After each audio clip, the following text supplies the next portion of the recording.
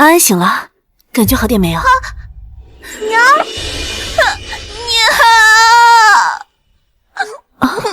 怎么了？是不是做噩梦了？不怕，有娘在呢。让娘摸摸看。好在不发烧了，你都烧了好几日，吓死娘亲了。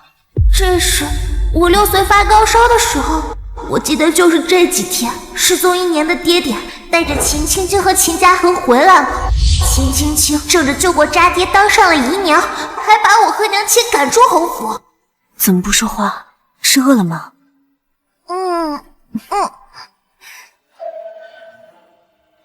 既然老天给了我重来一次的机会，我一定要保护好娘亲，不让娘再受任何的欺负。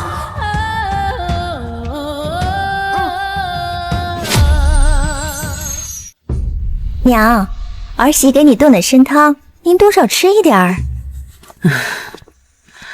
你拿下去吧，我没胃口。娘，就算大哥没有信儿，你也不能不吃饭呀，身子骨要紧。是啊，老夫人，为了身体，多少你还是吃点吧。祖母，安来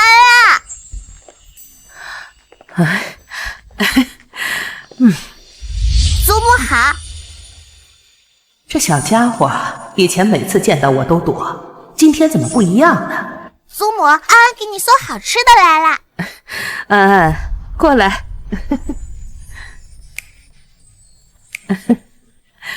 给祖母带什么好东西呀？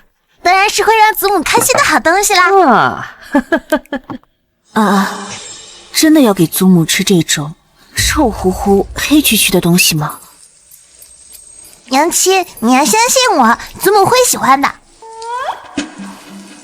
前世我身体不好，常年卧床，娘亲为了照顾我闭门不出，导致我们母女俩在府中无依无靠。这一世我要在渣爹带着那对孤侄回来前，给我娘找一个靠山。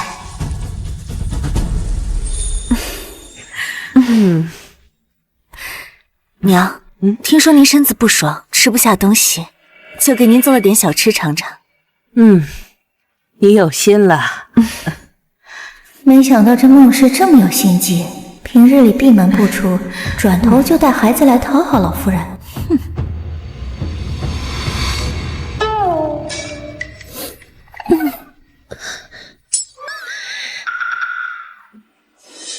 祖母，你快尝尝，这个可好吃了。沈石安，你在胡闹什么？居然把这么臭的东西拿来给老夫人吃！沈石安，你在胡闹些什么？居然把这么臭的东西拿来给老夫人吃！这个叫臭豆腐，闻起来臭，但吃起来可香了，是我娘亲手做的，祖母你一定会喜欢的。没人知道，出身名门的沈老夫人祖籍是潇湘人，来京城这么多年，最想念的就是臭豆腐。这是你亲手做的？安安也有帮忙哦，祖母快尝尝。前世祖母虽然不喜欢我和娘亲，但是在渣爹休妻后，还是给了娘亲一些钱傍身。目前看来，她是做靠山的最好人选。大嫂，不是我说你，安年纪小不懂事就算了，你怎么也这么胡闹呀？居然把这种来路不明的东西给娘吃。这个不是来路不明的东西，是我娘亲手做的。祖母，你快尝尝，真的很好吃的。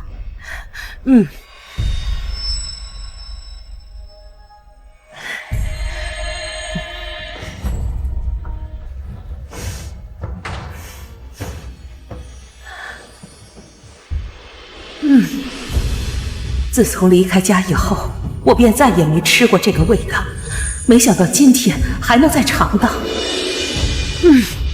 味道不错。哎呀，难为你还专门学了这个。祖母，你以后要好好吃饭，照顾好自己的身体，要不然我和娘该担心了。你这个小家伙，居然还管到祖母的头上来了。哎呀，娘，我这参汤呀炖了足足3个时辰呢，来，您快尝尝。我已经吃过东西了，这个就放这儿吧。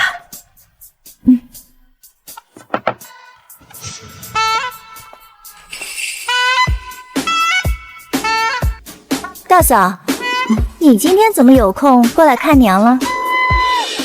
前些日子安安生病，哭着闹着要找祖母，这些天她病刚好，催着赶着要见祖母。哎呀，安安，这么想祖母，那以后多来找祖母玩好不好啊？好。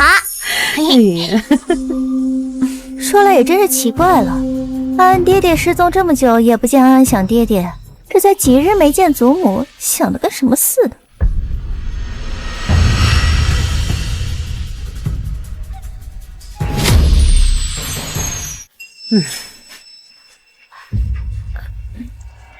娘，我也是一时口快，您别生气啊。不会说话就别说，侯府不缺到处传话的。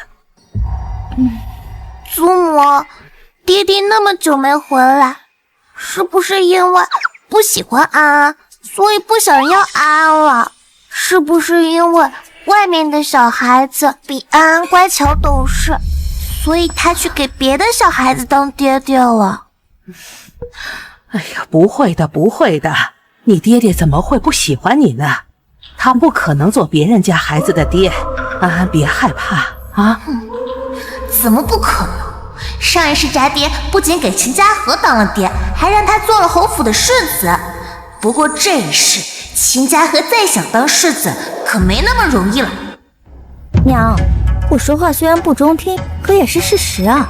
您想一想，玉北失踪1年多了，生不见人，死不见尸的，也不知道具体情况怎么样了。兴许早就……哎，娘，我说这些话都是为了咱们侯府好呀。这玉北要是一直不回来，世子之位就一直空着嘛，那咱们侯府以后可怎么办呀？祖母，你别担心，爹爹很快就会回来的。真的吗？娘，你真听一个小孩子的胡言乱语啊！整个侯府上上下下花了多少人力物力，找玉北1年多了都没找到，他怎么可能突然就回来呢？安安没有胡说，安安昨晚就梦到爹爹回来了。梦到？哼，果然是小孩子，梦里的事儿怎么能当真呢？祖母，是真的，安安和爹爹父女连心，爹爹真的马上就要回来了。祖母，你要相信安安。好，安，祖母啊，相信你。娘，你怎么能听个小孩子的梦话呢？老夫人，老夫人，不好了！老夫人，不好了！哦不，是太好了！世子他回来了！啊，你说什么？你说什么？玉北回来了？是真的吗？是真的，人已经进侯府了。啊，你爹真的回来了！哎呀，你们果然父女连心，你是侯府的小福星啊！快走！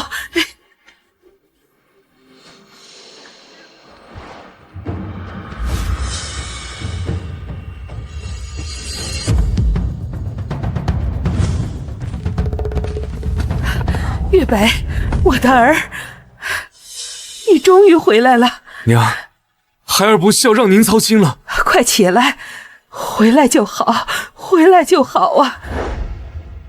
爹爹，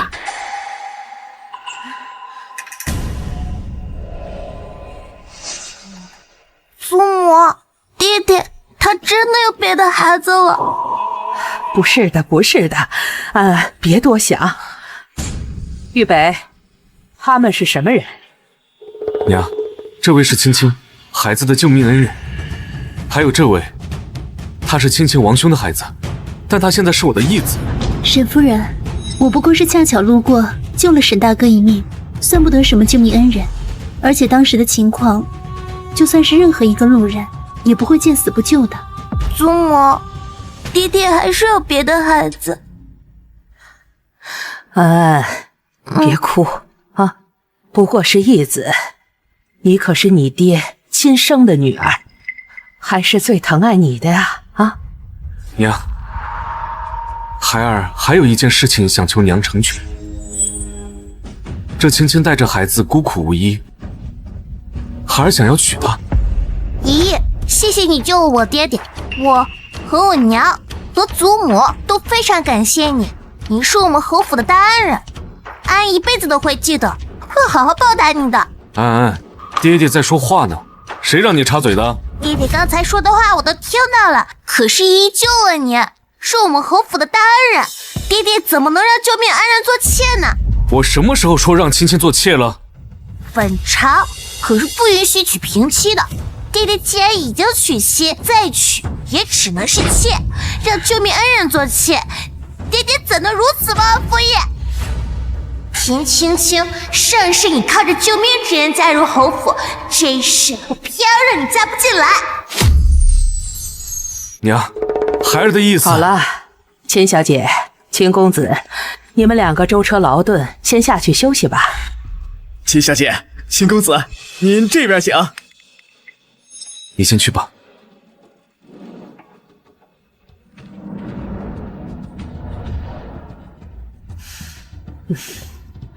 玉北，你跟我过来。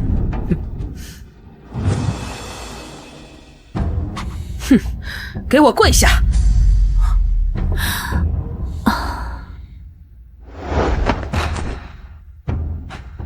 你可知错？孩儿不知。不知？你失踪1年，侯府上下日日为你担忧，可你一回来就要停妻另娶，你对得起孟慈，对得起安安，对得起列祖列宗吗？娘，青青她是我的救命恩人，她温柔善良，这侍妾的身份简直折辱了她。不过是平妻，我又没说要休了孟氏。成何体统？认个义子罢了。这平妻，你想都别想。钱嬷嬷在，请家法。今天我非要好好的教训教训这个忘恩负义、罔顾礼法的东西。30遍，给我狠狠的打，让这个浆糊脑袋清醒清醒。得罪了大少爷。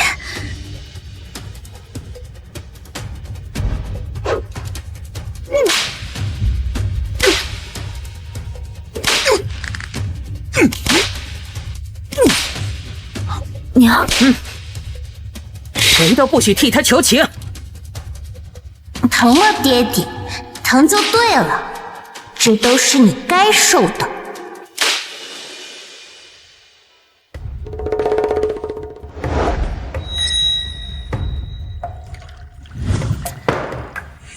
嘉禾，你不是告诉过我，那个沈世安从小就体弱多病，在侯府不受待见的吗？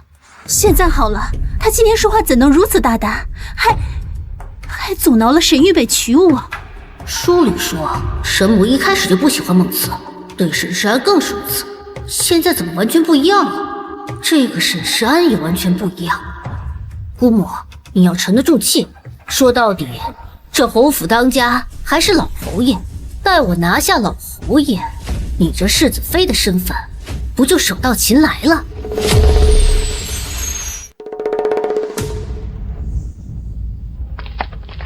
书中说过，老侯爷痴心剑术，每日都会来靶场晨练，终于是让我等到了。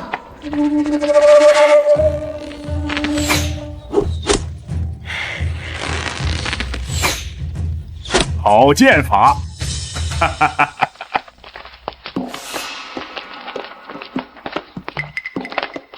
小小年纪就有这样的身手，真是难得呀。见过侯爷，晚辈不知您在此，贸然闯入靶场，还请您恕罪。无妨。你是跟人谁学的射术啊？你小小年纪能有这般准头，实属难得呀。侯爷谬赞，我只是跟着我的祖父学过一些。哦，祖父去世后，偶尔会自己练练。上世我一直以为秦家千母子讨好的是老夫人，没想到他们真正的目标是老侯爷。哦，原来是这样，你倒是个好苗子。你再给我射上几箭，让我看一下你真实的水平。这如何？晚辈技艺粗浅，他在侯爷面前献丑。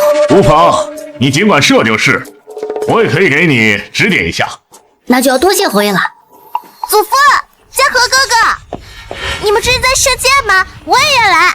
这就是玉北的女儿安安，小时候一步三咳嗽闭门不出，现在瞧着倒是比先前精神多了。你就是安安吧？祖父怎么不知道你还会射箭呢？我是跟祖父学的。哦，祖父什么时候还教过你射箭？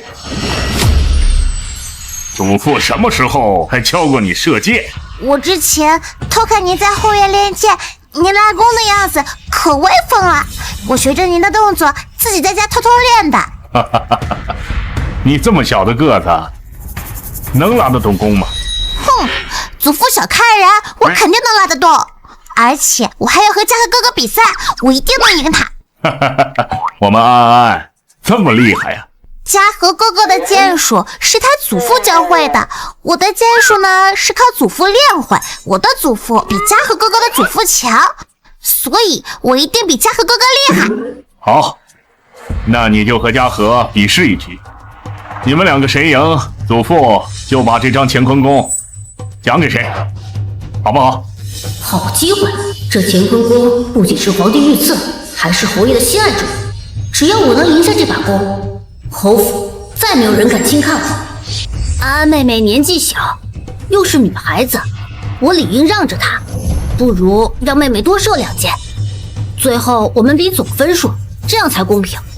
不行，比赛就要公平，我不要哥哥让着我。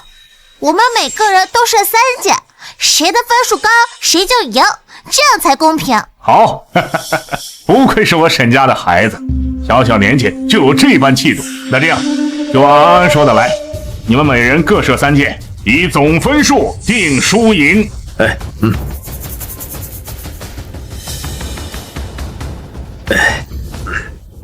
射箭比试，各射3箭，以总分数定胜负。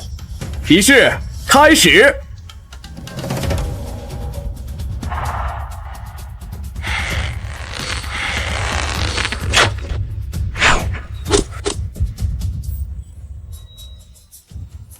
秦公子，8环。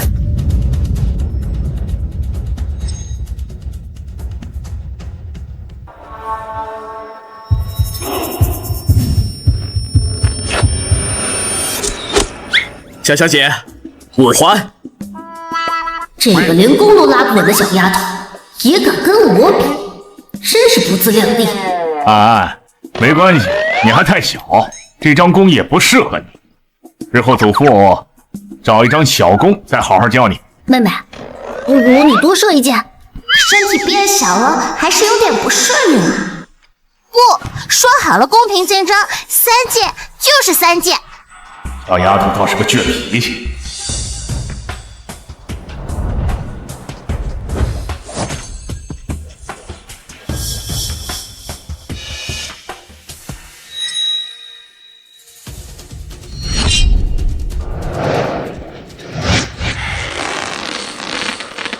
等等，姿势就和我有几分相似，而且调整的更适合她的身高。这孩子只是看我射箭，就有这样成效。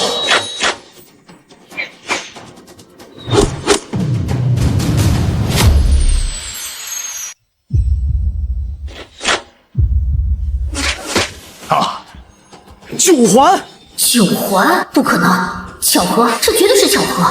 她一个连弓都拿不稳的小丫头，怎么可能射出9环的成绩？好，安安，你小小年纪就有这样的剑术，简直是天纵奇才呀！那是当然，也不看看我是谁的孙女。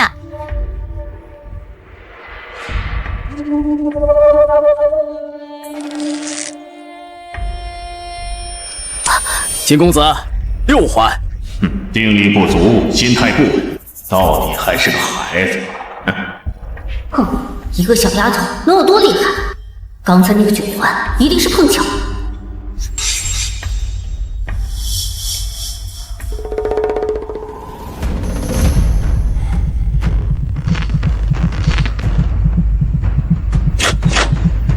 秦公子，9环。无非你最后一剑能射出10环，否则这乾坤宫我势在必得。居然这么快就稳住了心态，这个孩子也不一般呐，射得好。你有这样的天赋，乾坤宫到你手里倒也合适。侥幸而已，妹妹也很厉害，以后多练习也不一定比我差。祖父，我还没射呢，乾坤宫还不一定是他的。阿安呐，你如果想赢这一剑，一定要正中靶心，你能做到吗？可以的。好，那就射。安安妹妹，你小小年纪，偶尔能射出一个9环，已经很厉害了，不用为了出风头说大话。哥哥，你要是不信的话，不如和安安打个赌。要是我正中靶心的话，你要承认我比你更厉害，而且要给我当大马骑一圈。怎么，哥哥，你这是不敢吗？难不成是怕输？谁怕了？赌就赌。好啊，这可是哥哥说的。祖父，你也听到了，你要给我们俩作证。好，祖父给你们作证。哼，年纪不大，口气倒是不小，我就不信你真能射中靶心。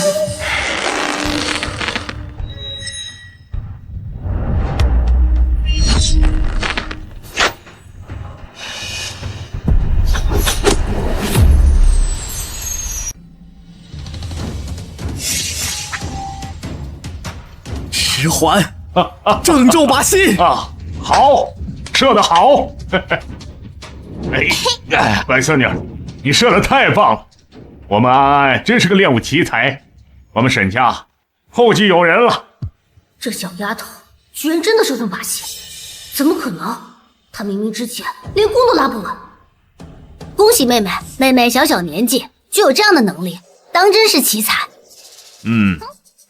祖父，乾坤宫是安安的了。那当然了，除了我家安安，谁还配得起这乾坤宫啊？哎，哥哥，安安可是正中靶心，哥哥输了，输的人要怎么样？当大马。愿赌服输，哥哥你可不能赖账。当然不会，我就知道哥哥不会是言而无信的人。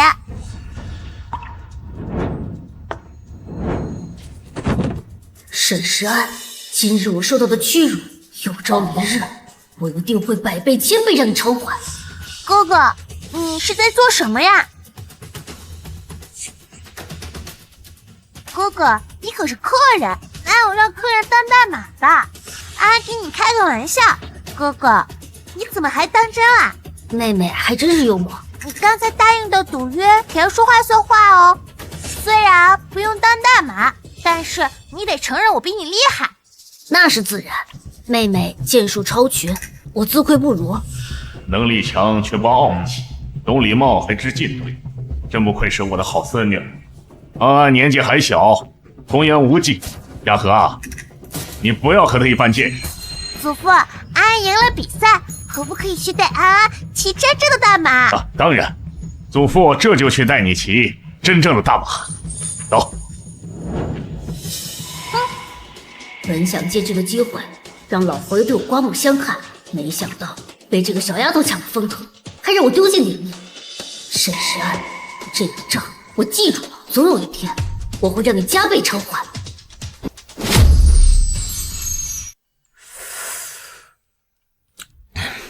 祖母，安安来了。哎呀，怎么弄得满身汗呢？我和爷爷在后院练剑，我正中靶心2次呢。哟，好，好，好，不愧是我们侯府的女儿。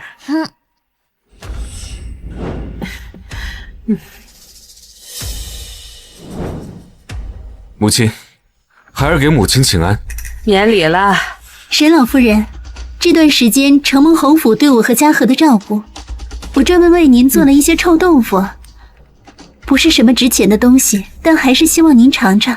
你有心了。书里明明说沈母最喜欢的就是臭豆腐，现在怎么看起来不像了？难不成是我记错了？再喜欢的东西，经常吃也会腻的。自从知道祖母喜欢吃臭豆腐，厨房隔三差五的来做，祖母早就没那么喜欢了。秦家和就算知道祖母的喜好又如何？这事你们可没那么容易讨得祖母欢心。母亲，孩儿听说您收到了长公主品茗宴的拜帖。是的，你问这个做什么？我记得你一向不喜欢参加这些宴会。母亲，是这样的，这嘉禾刚来京都没多久，没见过什么世面，孩儿想让母亲带着嘉禾去长公主的品茗宴，长长见识。长公主举办的品茗宴，那不是上一世秦家和获得逍遥大师赏识的地方吗？就是因为得到了逍遥大师的青睐，秦家和在侯府的地位水涨船高，连带着秦清星也鸡犬升天。母亲，青青可是我的救命恩人，咱侯府不能连这点小小的要求都不满足吧？既然你们都这么说了，不行，这一次我绝不能让秦家和去品茗宴。祖母，怎么了？品茗宴是什么？嘉禾哥哥为什么想去长见识？是救命恩人的话，是不是什么要求都要满足？那嘉禾哥哥为什么不要亲自，可以买好多好吃的好玩的？这么说倒是提醒我了。秦家和去长公主品茗宴，分明是有所图谋。他要是在宴会上惹出什么事儿来，长公主怪罪下来，可不是侯府承受得起的。秦小姐，你是我们侯府的救命恩人，按理说呢，你提的要求我们都应该同意。只是长公主的品茗宴非同小可，若是她不同意，我也不能贸然带你前去啊。母亲，不就是多带2个人去品茗宴吗？长公主一向大方，不会为此事计较。你说不计较就不计较，你又不是长公主，你怎么知道她不计较？怎么回事？不该是这样啊！沈老夫人怎么不愿意带我去参加品茗宴了？难道是因为臭豆腐没送出去？不，还有这个小丫头。要不是因为她突然说话，沈老夫人早就同意带我去品茗宴了。沈老夫人，我想去长公主的品茗宴，是为了长长见识，没想到让您为难了，真是对不住啊。是啊，沈老夫人，这一切都是青青的错。青青自知身份不配去长公主的宴席，却还是贸然的提出要求。你可千万别因为我和玉北哥哥起了争执，那青青才是难辞其咎啊。青青，你别这么说。母亲，这不过就是一件小小的事情而已，您何必这么为难他们呢？你这是说的什么话？我不过是不想带他们去宴会，就是为难他们了。长公主的拜帖是给侯府的，他们与侯府无亲无故，本来就没有资格去。祖母，那安安可以去吗？当然了，你是侯府的嫡长女，当然有资格去啊。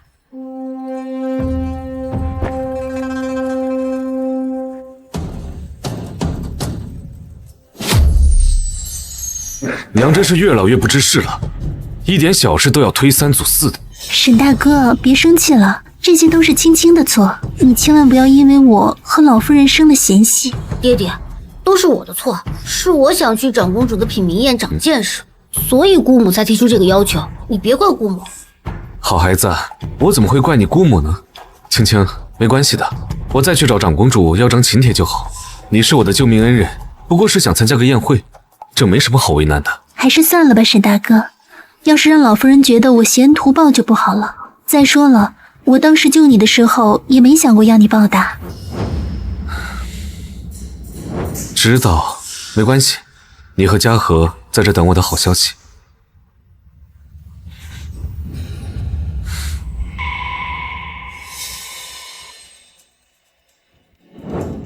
嘉禾，你说那个什么长公主的品茗宴，真有那么重要吗？值得我们花这么大的劲儿？当然重要，姑母，我得到消息，逍遥大师在这场宴会上收徒。是那个3朝帝师的逍遥大师吗？没错，只要我得了逍遥大师的青睐，到时候整个侯府只有捧着我的份儿。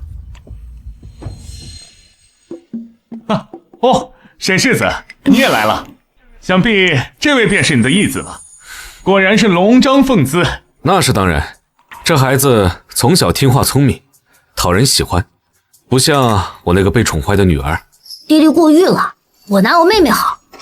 聪明勤奋，还谦虚有礼，怪不得您喜欢。而且听说您这义子还弓马娴熟，连老侯爷都时常指点他剑术。那是当然，这嘉禾颇有天赋，我父亲时常带他一起练习，常常夸他剑术好。父亲记错了吧？祖父时常夸剑术好的人，明明是我。嘉禾哥哥，你难道忘了上次我和你比拼剑术的时候，最后是谁赢了？你还有脸说？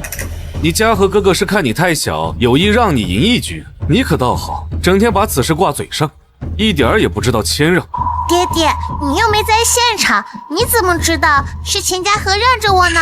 而且现在秦嘉禾就在你旁边，你为什么不问问他到底有没有让着我？我还用问吗？你一个小孩子还没有功高，要不是嘉禾哥哥让着你，你能赢？秦嘉禾，你说我是不是堂堂正正赢你的？安妹妹，你别生气，这次比赛是你赢了，你的剑术的确比我好。爹爹，你都听到了吧？秦嘉禾都说了。你以为我听不出来吗？这都是你逼他说的。你嘉禾哥哥要是不顺着你说，以你这嚣张跋扈的样子，你还不闹翻了天了？这渣爹心简直偏得没边儿了。祖母，爹爹他不信我。没有，爹爹不会不信你的。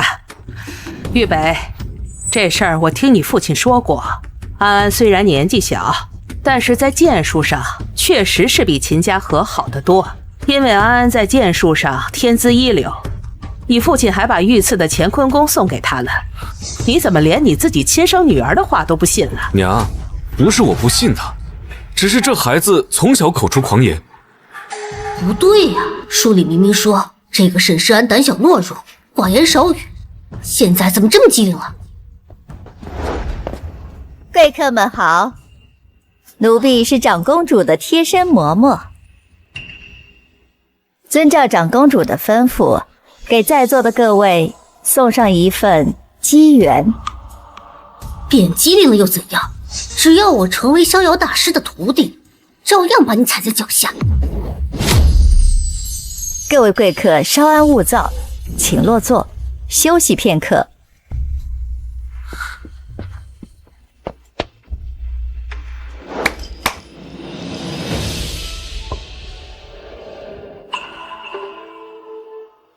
这群是逍遥大师的探云溪，好眼力！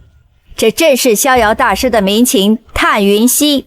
大师苦心钻研琴技多年，如今一身衣钵无人继承。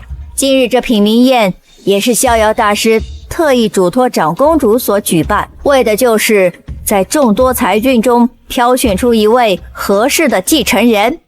逍遥大师可是古琴界的泰斗，有多少人挤破头都想拜他为师，都被拒绝了。如今他居然主动收徒。你是有所不知啊，这个逍遥大师不仅学识渊博，而且天文地理更是无所不知。圣上更尊他为帝师，自然眼高于顶，怎么可能会轻易收徒呢？上一世秦嘉禾就是靠着逍遥大师的关系得到了皇帝的青睐，在侯府地位水涨船高，后来甚至把我和我娘赶出了侯府。这一世秦嘉禾休想成为逍遥大师的徒弟。逍遥大师所提的条件很简单，在座的各位只要能用这把琴弹奏出逍遥大师创作的名曲《凤求凰》的，就能成为逍遥大师的弟子。这也太简单了吧，只要弹上一曲就能成为帝师的徒弟，说不定还能被陛下所青睐呢。这个可不简单，凤求凰可是逍遥大师的成名曲，曲调繁复多变，指法更是精妙绝伦，没有点功力是弹不出来的，无非是徒增笑料罢了。各位有想上来试一试的吗？晚辈不才，愿意一试。你是？我是沈家沈世子的义子秦嘉禾。请。玉北，他怎么上去了？他会弹琴吗？母亲，嘉禾他琴技出众，定能被逍遥大师收为徒，为我们侯府增光添彩。我倒不奢望他为侯府增光，别给侯府丢脸就行。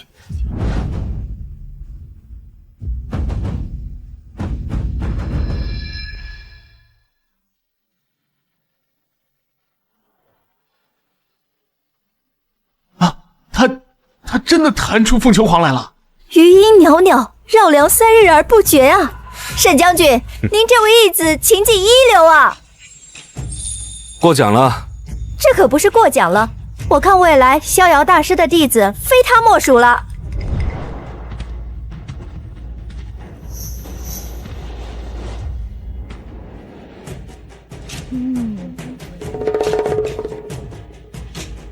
弹得不错，有天分，怪不得敢上台呀。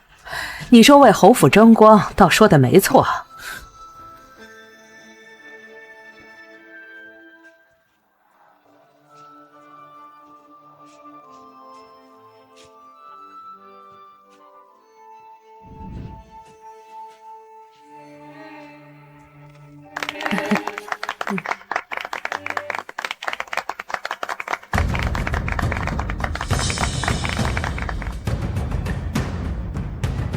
这首凤求凰，我可是专门找名师指点，练习了好久呢。逍遥大师弟子的位置，我势在必得。这孩子弹的韵味不足，可这指法尚可呀。倒是难得从你嘴里听到一句夸赞。是我要求太高了，我看这世上是没有人能把凤求凰完美的弹下来。这孩子的天资尚可，如果我收他为徒，悉心教导，假以时日，或许能成。这是我的玉佩，送给那个弹琴的孩子，我收他为徒了。除了逍遥大师之外，我再也没有听过如此奇妙的音律了。就是弹得太好了，此曲只应天上有，人间难得几回闻呐。秦公子，逍遥大师觉得您琴技出众，愿意收您为徒，这是信物，请您收下。多谢逍遥大师。弹得这么差，也能当逍遥大师的弟子吗？沈石安，你在胡说什么呢？安安妹妹，你没弹过琴，不知道其中的关窍，以后哥哥再慢慢教你。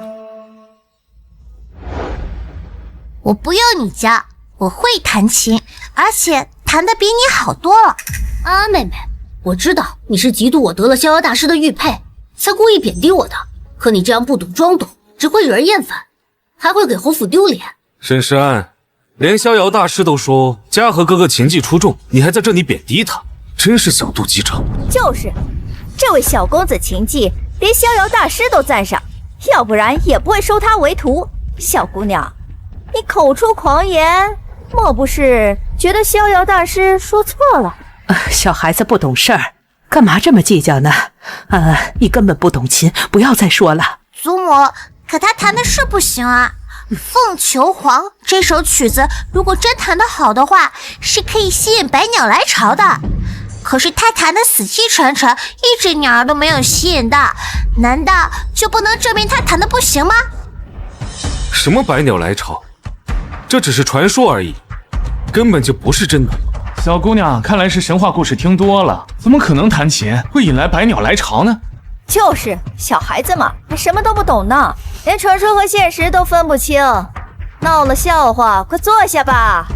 哎呀，好了，安安，别闹了，快坐下。可是祖母，我没有闹啊！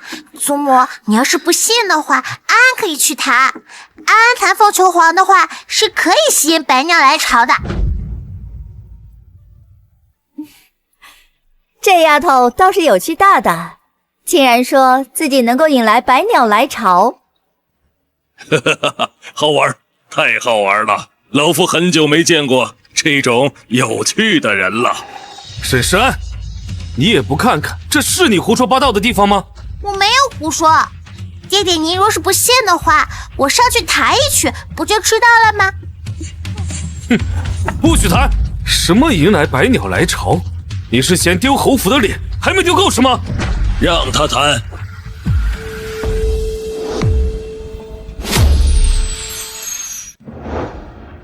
长公主，逍遥大师，大师，我这女儿不服管教，喜欢胡说八道，还请大师别放在心上，她根本就不会弹琴。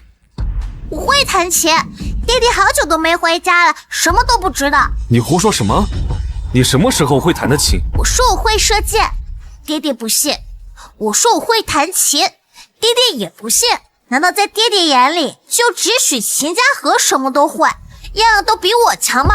小小年纪口无遮拦，难道世子妃就是这么教你的？不劳父亲费心了，我娘把我教养极好，她还教了我很多，想等父亲您回来给您看。可您回来之后，眼中就只有秦青青和秦家河，根本就没有我和娘亲，自然什么都不知道。我怎么瞧着沈世子相比于自己的亲生女儿，更爱那个义子？哼，你是有所不知啊，他义子啊是他救命恩人的侄子。听说他那个救命恩人长得可是如花似玉，性情贤淑，沈公子肯定是英雄难过美人关呢。他俩要是没什么，谁信呢？怪不得对义子比对自己亲生女儿还好，原来呀是看上人家姑母了。是祖母没有考虑周全。爹爹，安安妹妹想弹，就让她弹吧。反正我成了逍遥大师的弟子，已经给侯府挣足了脸面，她丢一点没关系的。嘉禾，还是你听话懂事啊。沈世安越丢脸，越能对比出我的出色。两相对比之下，侯府更看重谁？这不是显而易见的吗？逍遥大师，若是我能吸引到百鸟来巢的话，是不是证明我比嘉禾哥哥厉害？您给我的礼物也会比嘉禾哥哥更多呢？你可以弹，你要弹好了，我给你的礼物，那绝对是这个。好，那一言为定啊。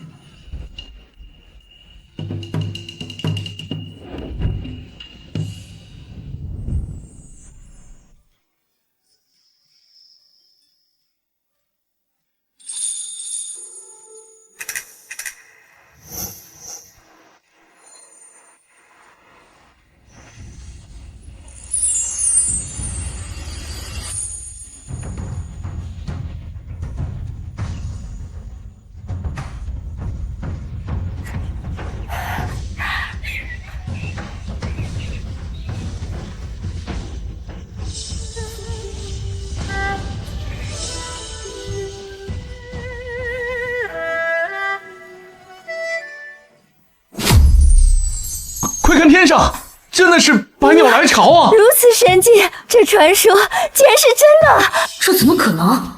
书里明明没有这些情节，他怎么会弹得比我还好？好，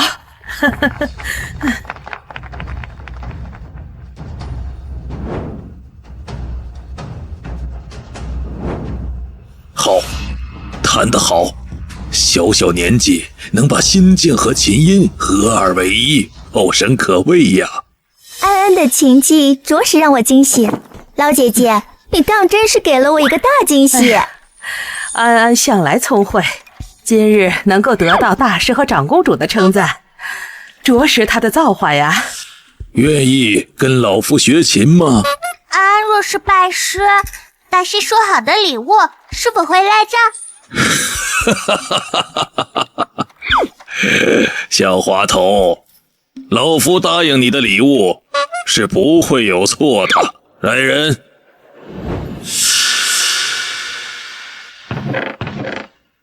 你看，这是老夫云游四海弄来的新奇玩意儿，今天全都赠给你。这可是西域的红玛瑙，南海的珍珠，东海的珊瑚，这个个都价值连城啊！逍遥大师出手果然阔绰，这小姑娘好福气啊！是啊，既然如此，那安安就收下来。师傅在上，请收徒儿一半。倒是个小财迷呀！大师，先前不是说要收嘉禾为徒吗？嘉禾弹的跟普通人相比，的确不错。这位小友弹的百鸟来巢，假以时日，定能窥见大道。恭喜妹妹能得到逍遥大师的青睐，日后定是前程似锦。又是你，凭什么所有的好事都让你占尽，我绝不会善罢甘休。哥哥，安相信，只要用心，哥哥往后会弹出更好的曲子。这是我的信物，你拿着，以后你到青云道观，无人会拦你。多谢师傅，徒儿明白了。娘亲，你看，这是逍遥大师给我的玉佩。我们安安真厉害，但是娘亲教的好，安安才能这么厉害。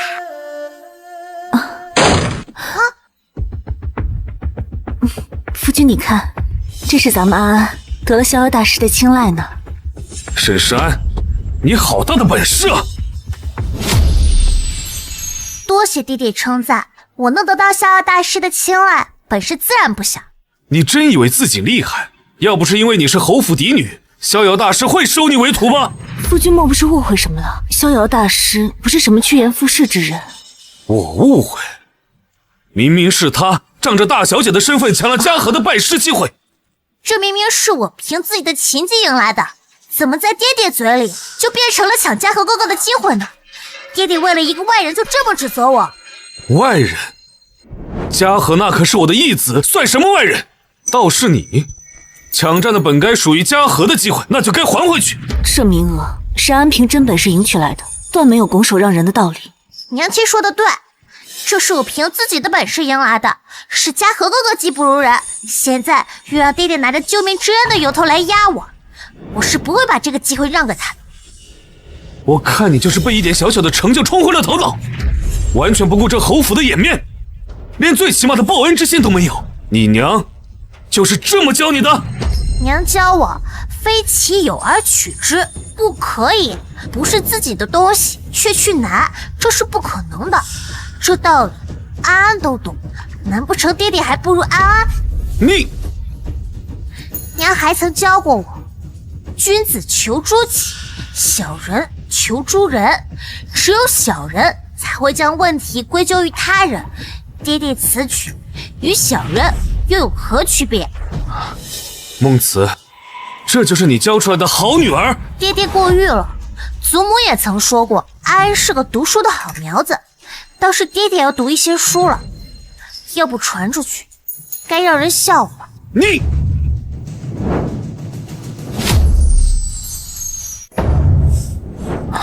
安安还小，说话直接，但他也是凭真本事赢取来的。你若要打，便打我好了。你简直是冥顽不灵！哼！安安没事吧？有没有被吓到？娘亲，爹爹没有不喜欢安安，只是爹爹刚回家，还和安安不熟悉，况且他心里还记得秦小姐的救命之恩呢，一时糊涂罢了。等再过些日子，爹爹跟安安熟悉了，自然就会知道安安的好了，到时候肯定会疼安安的。我们安安这么乖，没有人会不喜欢的。看样子娘亲还爱着爹爹，那我就要好好努力，让他们二人重归于好。那娘亲，我们明天一起做爹爹最爱吃的银耳糕和桂花糕给他送去，这样他就会知道安安和娘亲有多想他了。好，都听我们安安的。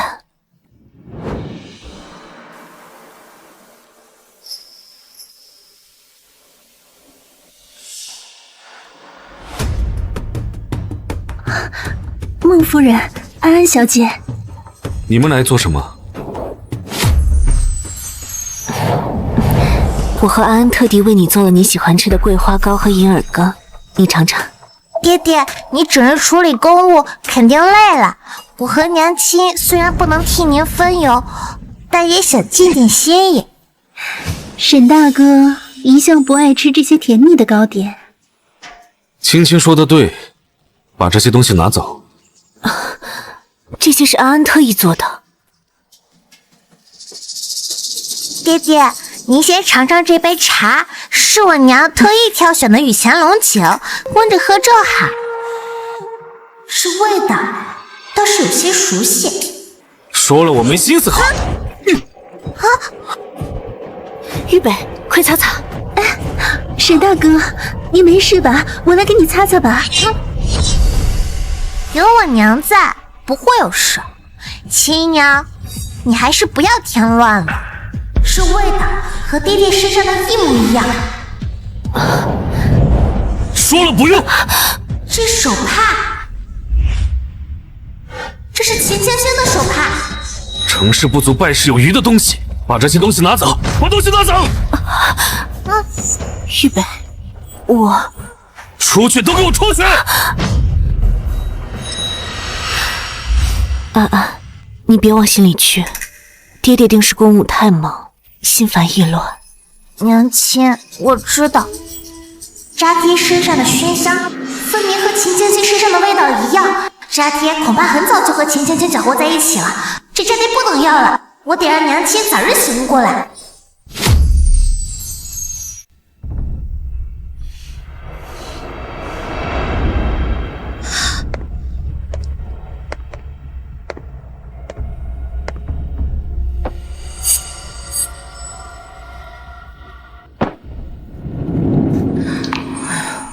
安安来了。祖母，你怎么了？是不是哪里不舒服？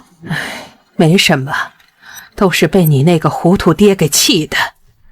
娘亲说了，头疼的时候按这里会轻松些，我力道轻，不会弄疼您的。祖母，你要不也试试？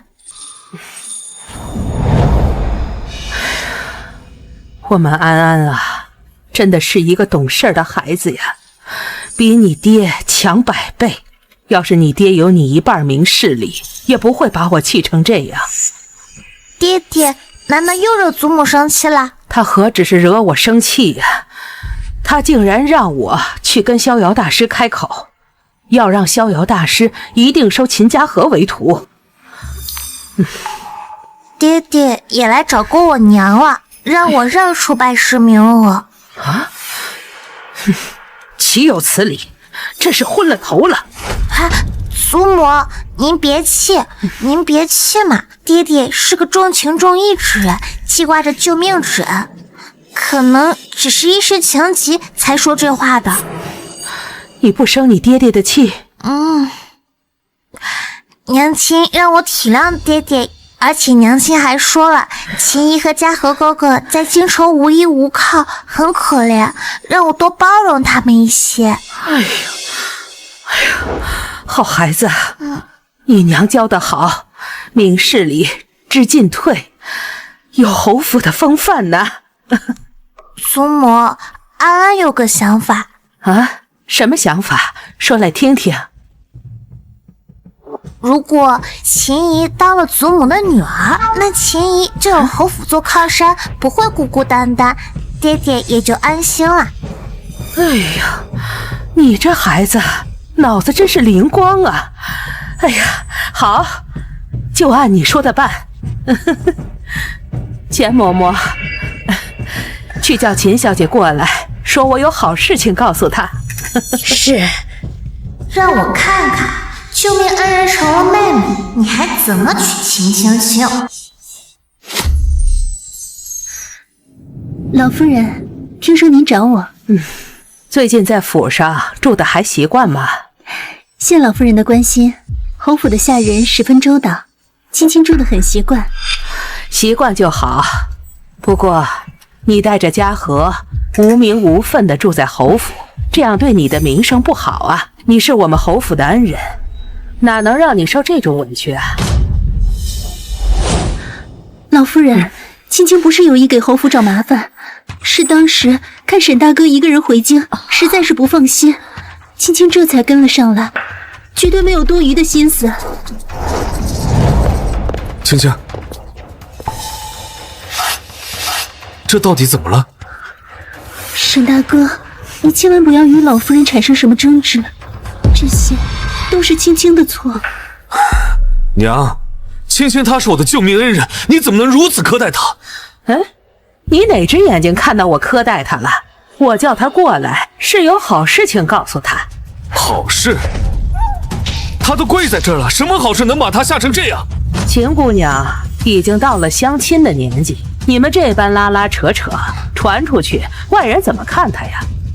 娘，我早就说过了，我把青青留在府里，就是为了报答她的救命之恩。我侯府的名声摆在这儿，外人谁敢随意乱说？我话还没说完呢，你着什么急呀？沈大哥，秦姑娘，我打算认你做义女，往后你就是侯府的大小姐。不行啊，娘，有何不妥啊？难不成你觉得侯府的大小姐身份配不上秦小姐？老夫人，万万不可！青青身份卑贱，怎可做侯府的义女？你救了玉北的命，自然是侯府的贵人。不过是个义女身份，你担得起？娘，这太突然了，儿臣觉得……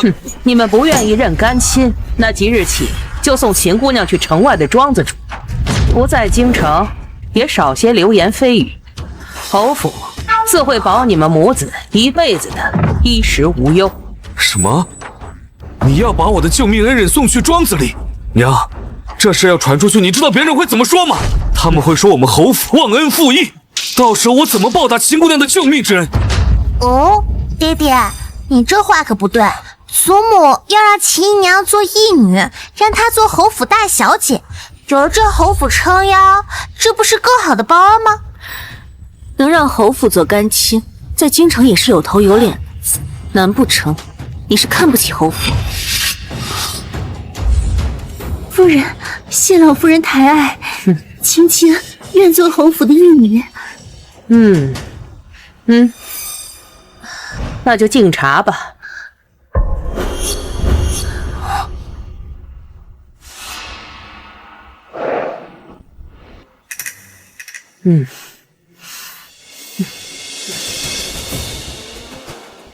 娘。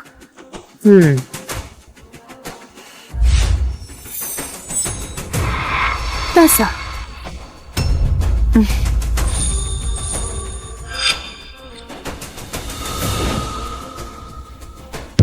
以后有侯府给你撑腰，定不会让人欺负了你。嫂子日后给你找一门好亲事，风风光光的嫁出去。兄长。青青，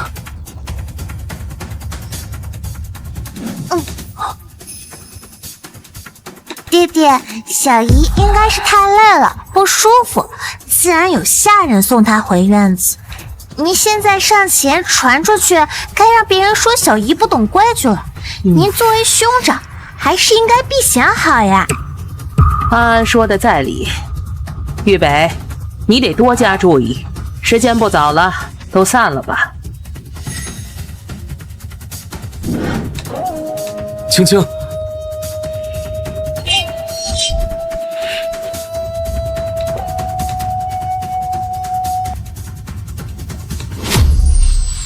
老夫人，依奴婢看，那秦姑娘和大少爷可不一般呢。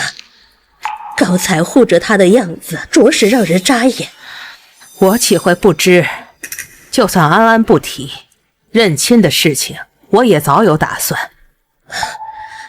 老夫人，你也看出来，一个想攀高枝的狐妹子，我见多了。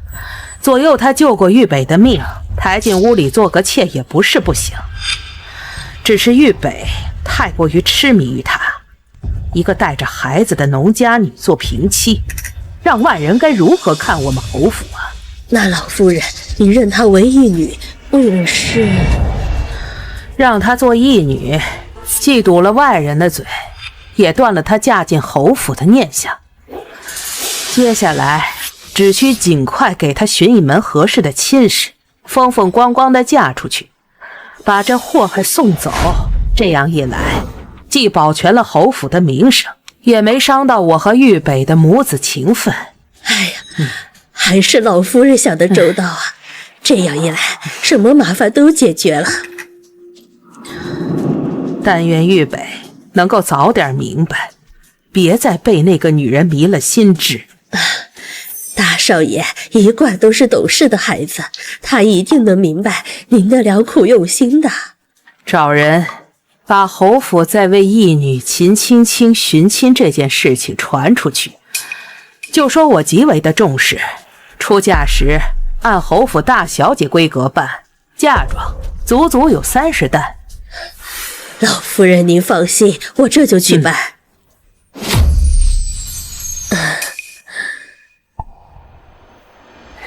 娘，您这是何意呀？你如今可是我侯府的义女，身份不同往日，这夫家自然要好好的挑选。祖母，小姨是要成亲了吗？你小姨的年纪也不小了，是该成亲了。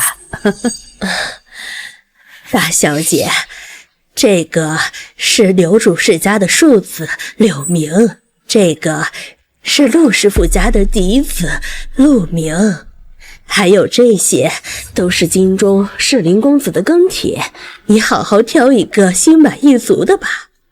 祖母效率真高，这么快就找来了这么多庚帖，看来铁了心要给钱姐姐找个好归宿，断了渣爹的念想。娘，您就这么着急给我相亲呢？莫不是青青哪里做的不好，惹您不高兴了？你也到了该成家的年纪，我这做娘的当然要操心为你寻一门好亲事了。你只管好好的挑选，有侯府在，定不会亏待你。娘，其实我从未想过要成亲的，况且现在还有嘉禾，这嘉禾可是王兄特意托付给我的，我总不能丢下他不管呢。嘉禾有侯府照顾，你无需担忧。侯府既然认了你做义女，自然不会让你受委屈的。可是我这些公子都是京中家世清白的适龄青年，你回去好好的想一想，3日后给我答复。姑母，你怎么了？脸色这么难看，老夫人找你去做什么？嘉禾，老夫人把她的拜帖给我，说是要为我相看一门亲事，帮我嫁出去，这可怎么办？私务，6品的官职，主事9品的职位，这老太婆从哪里找的小官，这么着急把你嫁出去？嘉禾，你可一定要帮我想想办法，我才不要嫁给这些小官，这些人哪能配得上我？你可是未来侯府的世子妃，这些无名小卒当然配不上你。可是你忘了，我现在是豫北的义妹，我能怎么办？怕什么？不过是干亲，只要加把劲，先把生米煮成熟饭，剩下的不就好办了？这怎么行？那豫北他可是……这是我寻来的熏香，无色无味，熏在衣服上，没人能发现。到时候是衣裳。只要事情成了，老夫人就算不愿意，也只能将您嫁进侯府。那要是我们被发现该怎么办？不入虎穴焉得虎子？难道你舍得这侯府的荣华富贵，甘愿嫁给一个小官？那我们先前的努力可都白费了。不行，3日后府里不是要举办赏花宴吗？到时候人多眼杂，这是最好的机会。姑母，你可要想好了，错过这一次，往后……好，就按你说的去办，我一定要嫁给豫北，这世子妃的位置也只能是我的。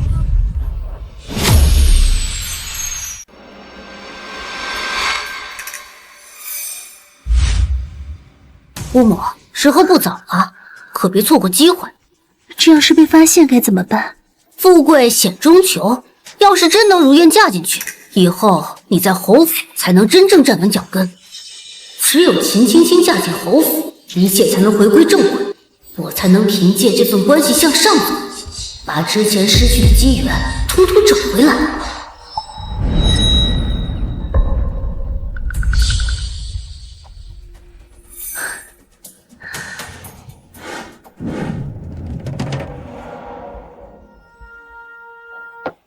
沈大哥，我看你最近公务繁忙，特意为你煮了些茶喝。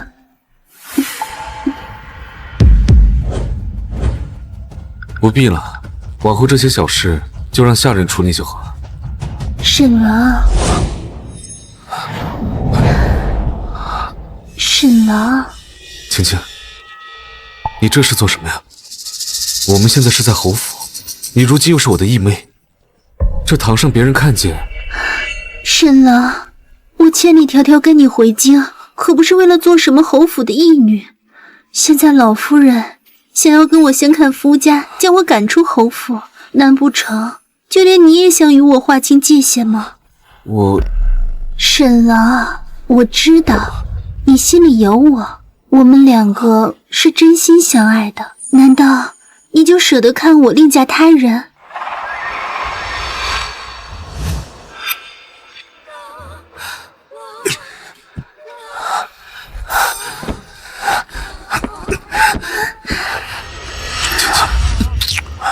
你好香。只要事情成了，我就能成为世子妃。沈郎，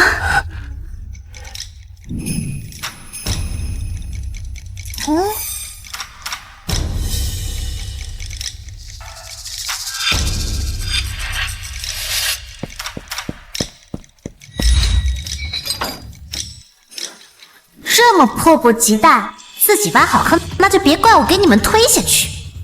哼！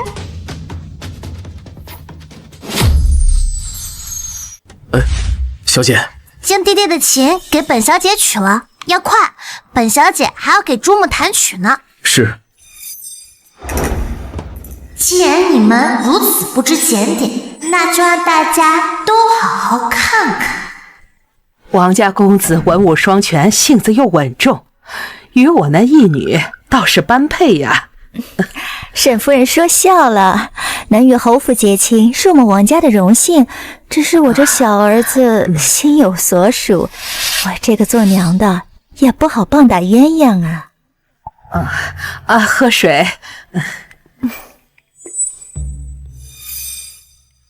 去找找秦青青，今日来了这么多人，莫要让他做出什么出格的事儿。放心吧。祖母好。好，来。前些日子我听说你学了新曲子，今日弹来听听，让大家欣赏欣赏。祖母稍后片刻，我已经命令下人去爹爹书房取琴了。老夫人，老夫人，慌慌张张的成何体统？老夫人，我刚刚去世子的书房取琴，门打不开，发现书房里有搬动东西的声音，小子担心进贼了，特意来禀报。爹的书房里有许多重要的机密文件，若是被贼人盗走，那可就糟了。快去看看怎么回事，别真让贼人盗走了重要的东西。是。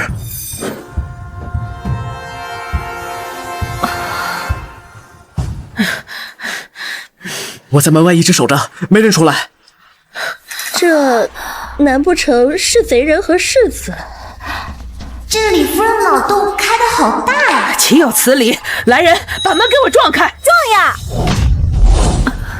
这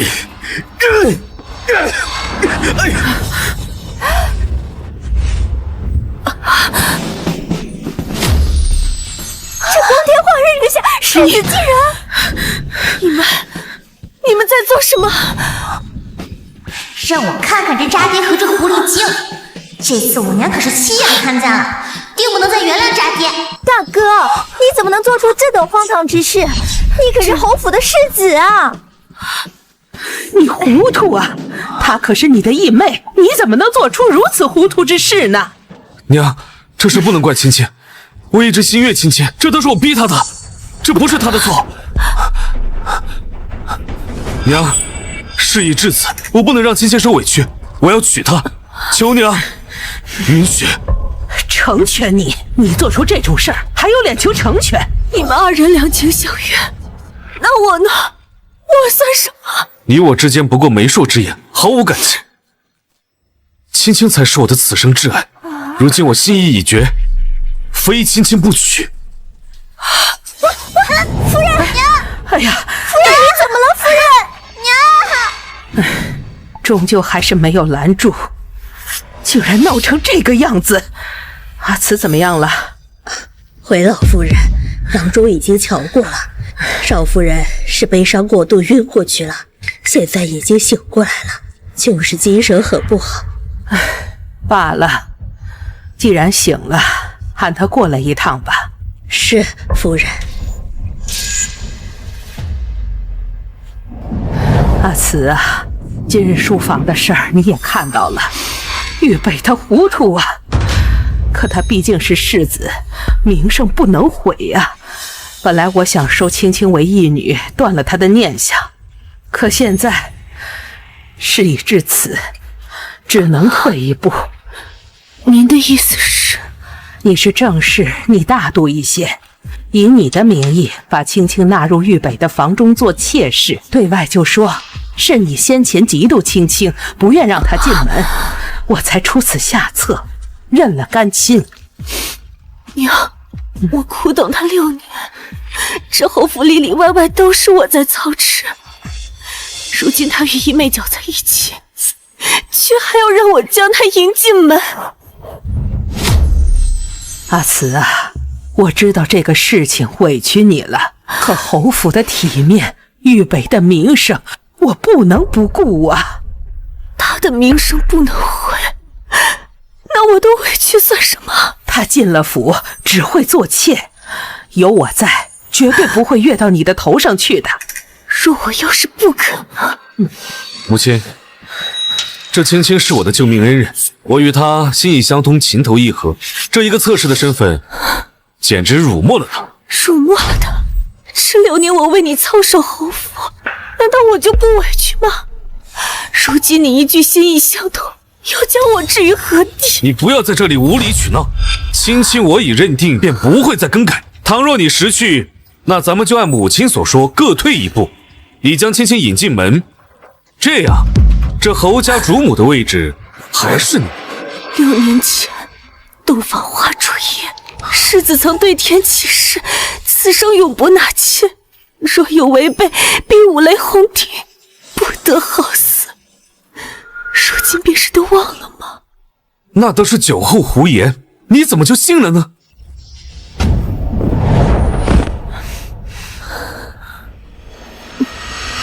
既然誓言不作数，那便请娘做主，给妾身一封和离书。孟慈，你别以为你这样就能威胁到我，告诉你，想和离，门儿都没有。和离？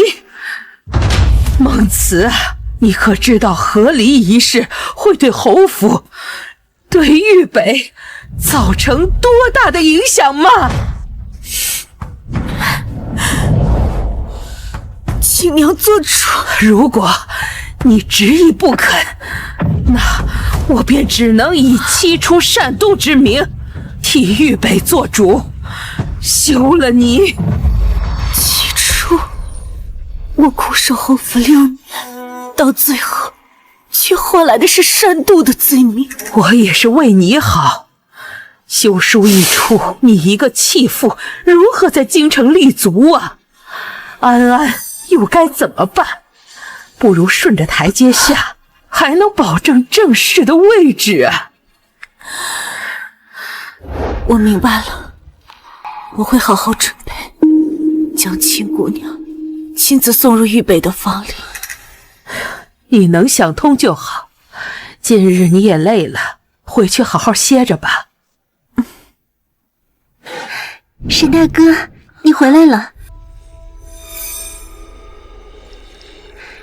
娘有没有为难你？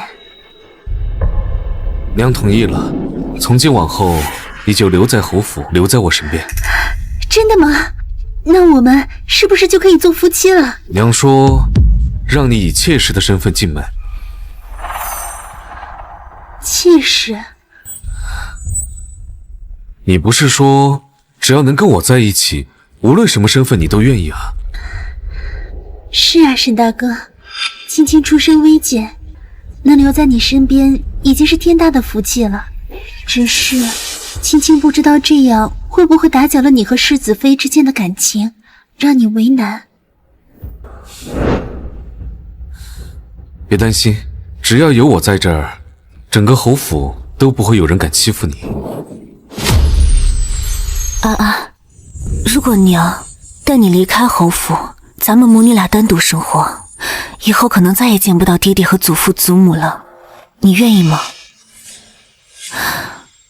娘亲，我愿意。在我心中，娘亲是最重要的。只要和娘亲在一起，在哪里都愿意。我的安安，娘亲终于对渣爹彻底心死了。不过这还不够，侯府和渣爹如此欺辱我娘，我一定要让他们一笔一笔都还回来。娘，有安安在，什么都不用怕，安安会护着你的。娘，你是不是想和爹爹和离？但是祖母没同意啊。啊，你怎么知道的？我听见你和祖母在堂屋说话了。娘亲，祖母心里最看重的，从来都是爹爹和侯府的爵位和名声，她不会真的让娘和离的。毕竟不管是休妻还是和离，都会坏了爹爹的名声，影响侯府的地位。我的安安，怎么这么懂事？娘，和离的事交给安安，我一定会和娘一起堂堂正正的离开侯府，还要带上侯府的万贯家财。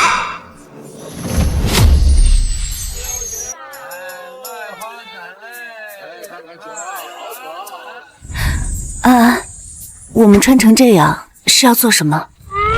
娘亲别急，就按我们商量好的来。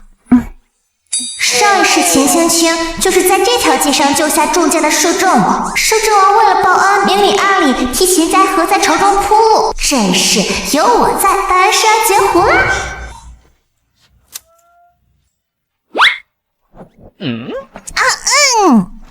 算姻缘，测前程，断祸福，一卦解你心头祸，不用问来，不用猜，生辰八字报上来，吉凶祸福我帮你拆。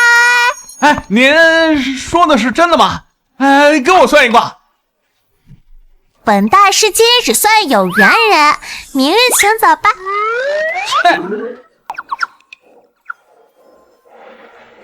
这就是摄政王，长得倒还挺帅，可惜当年遭到奸人所害，双腿残废。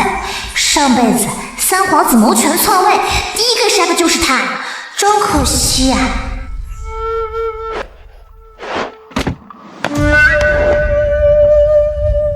大胆！哎，别紧张，别紧张。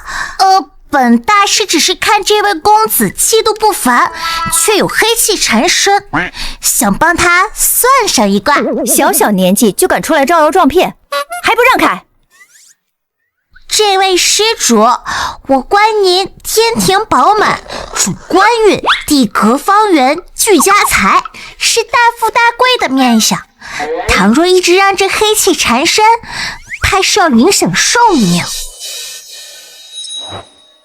那你说说，我这黑气从何而来？你这黑气从印堂向外萦绕全身，可不是寻常晦气，是血光之灾的征兆啊！是血光之灾的征兆啊！我们主子从不信这些，小丫头，再敢胡言乱语，当心你的舌头。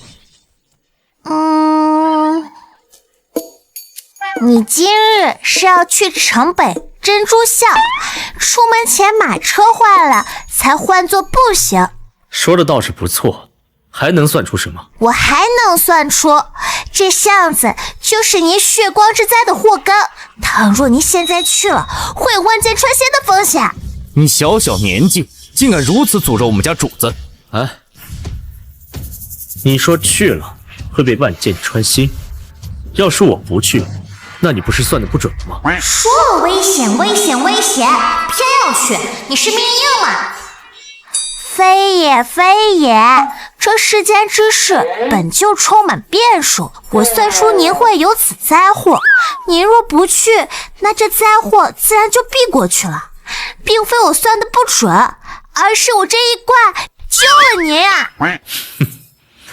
有点意思，小小年纪便如此能言善辩。你说本王去了会有万箭穿心之节，那本王偏要去看一看，到底是你算得准，还是本王的命够硬？这摄政王怎么这么轴呢？不行，不能眼睁睁看着他去送死。罢了，今日我与你有缘，将这八卦镜配在左胸口，关键时刻能保你性命。有点意思。墨鱼，将这个小骗子送去衙门关2天。是。我可不是小骗子，信不信由你。墨鱼，办事要紧。是。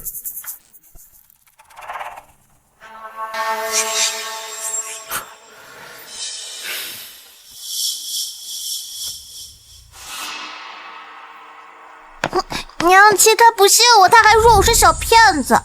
你可不就是小骗子吗？无凭无据的，人家凭什么相信你啊？要是能救了他，他就欠我们一份人情。他可是摄政王，往后咱们要离开侯府，也多了一份助力嘛。若是为了人情去救人，岂不是违背了救人的初衷？安安还小，小孩子操心太多，会变成小老太婆。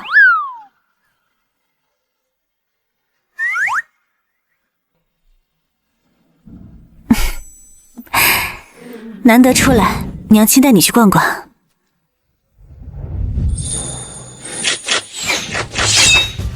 走，王爷小心！王爷，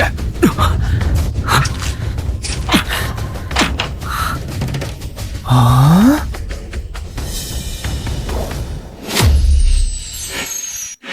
哇，这小道士真的神了，我也要找他算一卦，看看我啥时候能成亲。他可不是什么小道士，他是侯府的小小姐。啊！这侯府吃不起饭了，竟然让一个孩子出来算命挣钱。跪下！主子，刚刚那箭就是他射出来的。呸！要杀便杀，想从我嘴里套话，没门儿！墨鱼。别以为这样我就会收，你就算杀了我，也休想从我嘴里得到一点消息。我背后的人不会放过你的。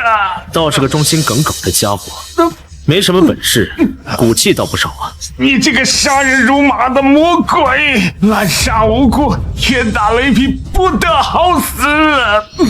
借你吉言，既然知道本王名声，那就该清楚，落到本王手里，跟死了没什么区别。主子，不如直接杀了他，省得麻烦。杀了多可惜，既然嘴硬不想说，那便敲碎他的牙，拔了他的舌头，剁了他的手脚，丢到乞丐窝里。剁了他的手脚，丢到乞丐窝里。你们会遭报应的，我诅咒你们，诅咒你们不得好死。把我放开，放我走，我把我知道的都告诉你。这么快就招了？我还是喜欢你刚刚嘴硬的样子。你不想知道是谁吗？只要你不杀我，我全都说。你还没有资格跟本王谈条件。受死吧！看来你是真的不怕死。我不过烂命一条，能拉个王爷垫背，值了。三皇子到底给了你什么，值得你这么给他卖命？你怎么知道？这京城，本王不知道的事可不多。若他安分守己，本王倒也懒得理会。可他手已经伸到本王面前了，那就休怪本王心狠手辣了。主子，这人怎么办？刚刚怎么说的？照做便是。是。带走。王爷小心，有刺客！你是谁？胆敢在王爷面前放肆？这是哪来的奇葩？一个个上赶着送死。你说他是刺客，那你是如何得知的？我既然说不出，那就视作同伙，一并送去大理寺，好好查查去吧。不行，我虽不知他具体身份，但他行径可疑，鬼鬼祟祟，定非善类。我也是一片好心的王爷。好心？这京城最不缺的就是好心之人，空口无凭。你说他是刺客，可有证据？虽然我没有直接证据，可当时情势危急，我也是担心你的安危才冲出来的，还请王爷明察。担心本王？本王与你素不相识，你倒是说说，为何要担心本王？王爷天之骄子，国家栋梁，若王爷出事，天下大乱，我也是不忍看到这样的局面。好一个冠冕堂皇的理由！墨雨，把他带下去，好好审查一番。墨雨，把他带下去，好好审查一番。不行，王爷，我也是一片好心，你可要相信我。本王向来只相信证据，若你真的清白，大理寺自会还你公道。你不能抓我，我是侯府的义女，是沈世子魏国门的夫人。沈世子，沈玉北，沈世子不是6年前已经娶妻生子吗？何来魏国门的夫人一说？我真的是侯府的义女。这令牌倒是精细，可是仅凭一块令牌就要本王相信你说的话，未免太过儿戏了。王爷，我真的是一片好心。王爷面前，请容你放肆。王爷，我真的是为了救你，若是刚刚没有我，这刺客恐怕已经伤到您了。放屁！区区一个刺客，怎么可能伤得了王爷？邀功请赏的我见过不少，这么蠢的我头一回见。我只是太担心王爷的安危了。担心本王？倒是能找到一个冠冕堂皇的理由。来人，把他带下去，好好审查一番。不要！王爷，我知道错了。王爷，此人怎么办？关他一会儿，晚一点送去侯府。刺客真是侯府派来的？刺客是三皇子的人，先不论侯府有没有参与，但这个女人的确是侯府的人。这老侯爷一生精明，怎么给沈世子找了这么传的女人？京城传闻，沈世子离家多年，带回一个女子，说是他的救命恩人。侯府为了报恩，便把她收作义女。可他说她是沈世子魏国门的夫人。夫人，只不过是下药爬上了沈玉北的床而已。凑巧那天侯府举办宴席，被人撞破，侯府碍于颜面，便对外声称把她纳作沈玉北的妾。这侯府真是天天热闹非凡呀！王爷，这京城里还有什么是你不知道的吗？把这刺客给三皇子送去。这清闲日子过多了，居然敢把手伸到本王的面前来。是。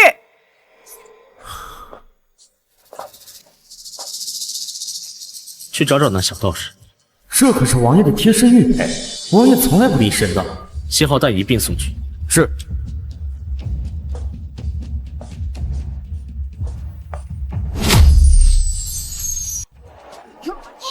娘亲，糖葫芦比府里的甜，下次我们还来买好不好呀？好，下次娘亲还带你来。沈小姐留步。世子妃不必担心，在下没有恶意。王爷交代在下将玉佩转赠给沈小姐。王爷怎么知晓我的身份？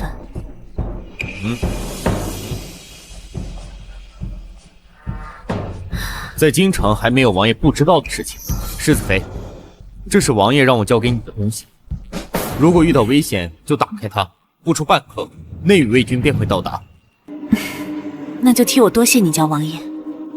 在下告辞。娘亲，我们成功了！多亏了我们小道士神机妙算。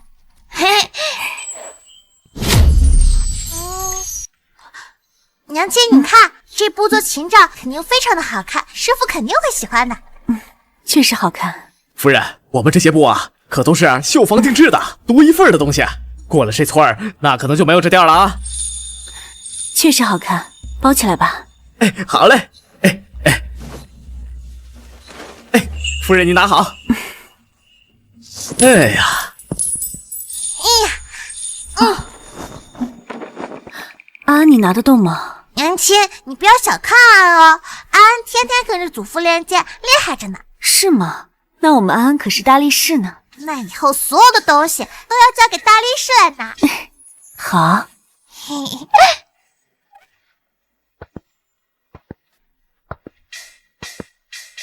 小姑娘来看看有什么喜欢的。老板，这个多少钱？5两银子，这个簪子就这么一只了，我给你打个折，3两。要不要你娘亲买给你？我不用我娘亲出钱，安安有钱。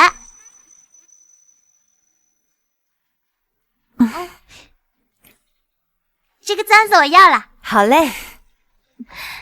安安，这个簪子你戴会不会太大了？安安戴当然会大，安安是买给娘亲的。买给我的？夫人可真是好福气，有这么贴心的女儿。那当然，我娘可是这个世界上最好的娘呢。我们安安也是世界上最好的女儿。那世界上最好的娘亲能给世界上最好的女儿买一个糖人吗？那不行，你今天已经吃过糖葫芦了。哼，娘亲小气鬼。那小气鬼娘亲下次出来带你买糖人好不好？娘亲你最好啦。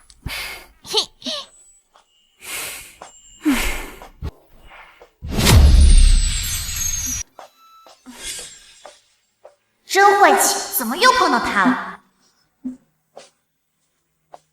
站住！都什么时候了才回来？侯府的规矩都不要了是吗？不过是带安安出去走了走，还买了一些拜师宴要用的东西，耽搁了一些时辰，算不上坏规矩。区拜师宴，让下人准备就好。堂堂侯府主母，整天抛头露面，哪有当家主母的样子？拜师宴是安安的大事，自是要重视。倒是世子这么晚了在门口拦住我，难道只是为了强调侯府的规矩？我问你，青青的彩礼筹备的怎么样了？世子何时关心起内宅的事情了？少废话！彩礼的事我自会准备。不过世子突然提起此事，是想亲自过问内宅的事，还是想提醒我该给青青姑娘多备些厚礼？你知道青青与我情投意合，你作为世子妃，理应为她准备妥当。都是按测试的规矩在备，赤金首饰3套，绸缎12匹，皆是账房按例定的上等货，过2日就能入库。按例？青青她是我的救命恩人，你就用按例来应付我？我告诉你，我要的是她风风光光的进门，不是让你拿这些破烂搪塞。侯府测试的规矩摆在那儿，我没有苛待的。若是你觉得不够风光，大可以自己去账房添补，不必来指我。孟慈，你就这么不想管青青的事？她可是我的救命恩人呢。世子也知道他救的是你的命，不是我的。孟慈，你什么时候变得如此刻薄？青青以妾室身份入府，本就委屈，作为正室，本就该多照顾她些。不过是一个妾，有个轿子从侧门抬进来便是，何必铺张浪费？侯府的银钱要用在该用的地方，而不是用在这些虚名上。爹爹偏心，明明娘亲才是正室，爹爹就只想着那个女人。大人说话，你小孩插什么嘴？阿已经6岁了，不是小孩。爹爹若是喜欢秦姨娘，别让她当世子妃好了。你世子难不成想打女儿？安安只不过说了句实话。孟慈，这就是你教出来的女儿吗？世子若觉得我教不好女儿，何不将秦姑娘的儿子接来府中教养？不对，我倒是忘了，世子早就将秦姑娘的儿子当做自己的亲儿子了。孟慈啊，孟慈，你这个人简直不可理喻！世子若觉得我不可理喻，大可以自己操办，我绝无二话。好得很，你眼里竟如此容不下青青？容不容得下，不是世子说了算。况且秦姑娘以妾室身份入府，不必为了些虚面逾越了侯府的规矩，这样传出去，反倒会让旁人笑话侯府。虚面？孟慈，青青是我的救命恩人，我给她体面，就是给我侯府体面。你这无所谓的态度，根本就没有把当家主母的责任放在你眼里。我守侯府6年，府中大小事务从无差错。至于秦姑娘的彩礼，也是按照最高规格在备着，并无差错。我已请示过母亲了，母亲也说，青青是我的救命恩人，理应大办特办，好让这京中所有人都看到，我侯府乃是重情重义之户。你要是再敢敷衍，休怪我对你不客气。明明是你自己心偏到角落里去了，还责怪娘亲。闭嘴，这里没有你的事情。世子何故为难一个孩子？若世子觉得做妾委屈了秦小姐，何不给我一份和离书？这样，世子也能名正言顺娶秦小姐为正妻。和离书？孟慈，你以为我这侯府是你想来就来、想走就走的地方吗？别拿和离来威胁我，我绝不会让你如愿的。世子既然看中秦小姐，又何必留我在府中碍眼？和离对世子而言，应该是求之不得的好事吧？合理的事你想都不要想。哦，我倒可以给你一封休书，不过这被赶出家门的骂名，可得你自己担着啊。我6年在侯府勤勤恳恳，没有功劳也有苦劳，如今换来一封休书，世子还真长得开嘴。单凭你善妒这一项，本世子若是宣扬出去，你孟慈还有何颜面在京中立足？到时被众人唾弃的可不是我。世子尽管去说，我孟慈行得正，坐得端，从未做过任何有违伦理道德之事。好一个行得正，坐得端！倘若你真如此坦荡，为何又处处针对青青？我从未针对过秦小姐，倒是世子与秦姑娘在暗中苟且，置侯府颜面于不顾，该感到羞愧的是你。我与青青那叫情投意合，你莫要在此胡言乱语，污蔑青青清白。是否污蔑，世子心中应该最清楚。毕竟当日在赏花宴上，全京城的妇人可都瞧见世子与秦姑娘做行苟且之事。世子与自己的义妹睡在同一张榻上，总不能也是我污蔑吧？当日之事对青青而言本就是意外，你莫要拿此事做文章，败坏青青的名声。世子既然知道会败坏名声，又为何要做出那等不知廉耻之事？如今倒是来指责我败坏他的名声，你简直是不可理喻！我倒要看看，没了我的支持，你们在这侯府能过成什么样？世子大可放心，尽管没了世子，我和安安也能过得很好。世子倒不如想想，现在满城的流言蜚语，你的青青该如何自处？你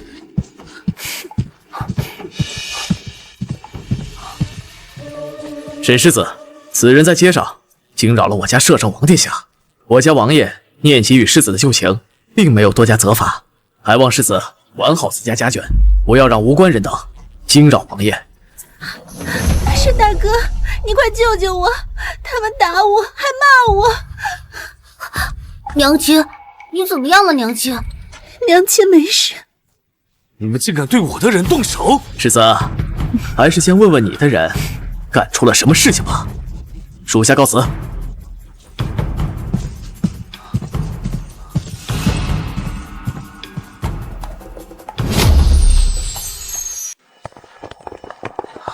沈大哥，都是他，是孟夫人。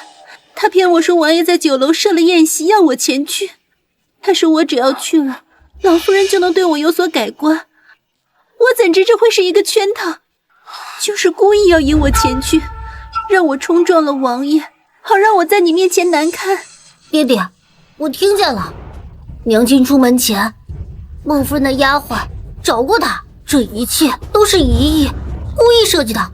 孟慈，你还有什么可狡辩的？你得罪了摄政王，影响的可是整个侯府。孟夫人，你这些争风吃醋的事情，有没有考虑过沈大哥？有没有考虑过整个侯府？孟慈，青青说的可都是真的，你为何要这么做呀？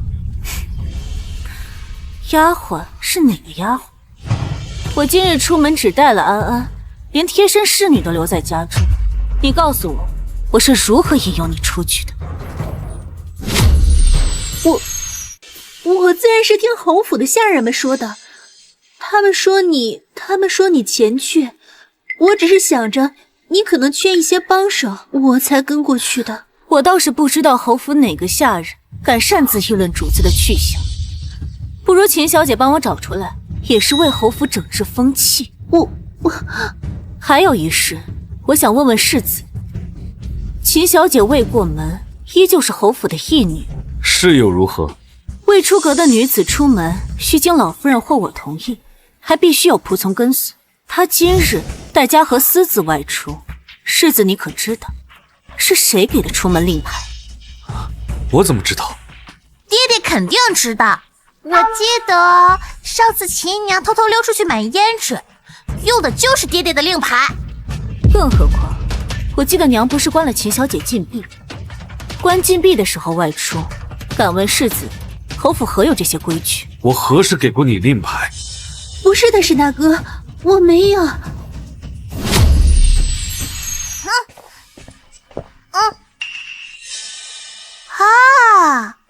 这不是爹爹的令牌吗？秦娘偷东西可不是好孩子啊！沈大哥，我只是听了嘉禾说外面热闹，想出去看看。这令牌是我从你书房里顺出来的，我不是故意的，我不知道会冲撞王爷。从我书房里顺的？爹爹，是我不好，是我催到娘亲出去的，你别怪娘了。秦姑娘倒是会推脱，把责任都推给一个小孩，私拿令牌出门还冲撞了摄政王，每一桩每一件，这都不是小事。你怎么这么不懂事啊？沈大哥，我真的不是故意的，我只是想出去跟老夫人买些礼品，让老夫人对我的态度好一点。世子倒不如想一想，如今该怎么给王爷一个交代。孟慈，你是侯府的当家主母，你怎么忍心看着清心这样？世子现在倒是想起我了，我和安安走了一下午，有些累了，晚些还要给娘请安。走。孟慈，你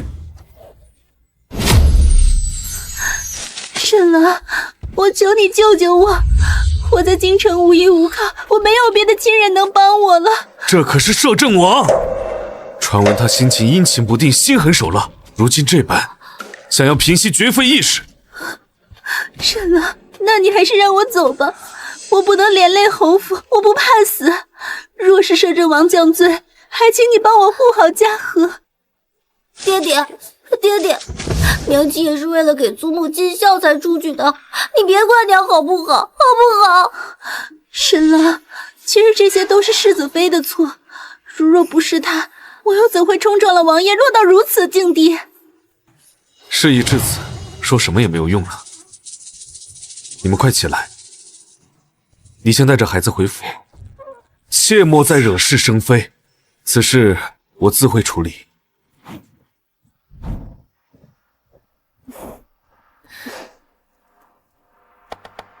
娘亲，秦仙仙今天怎么会冲撞了摄政王？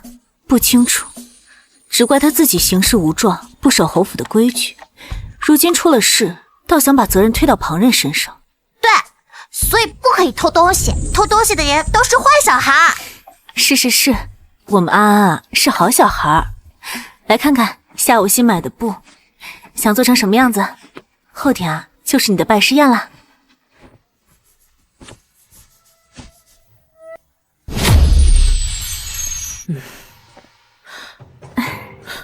孟氏，我把安安的拜师宴交给你操办，你就这样糊弄我？儿媳不敢。安安能拜逍遥大师为师，是我们侯府的荣耀。我之前就跟你说过，要办得得体大方。你就这样寒酸的排场来应付，旁人知道了会说我们侯府小气。娘，并非儿媳应付，逍遥大师性子淡薄，早就严明不喜张扬。若是真的大张旗鼓设宴，定会引来京城半数名门。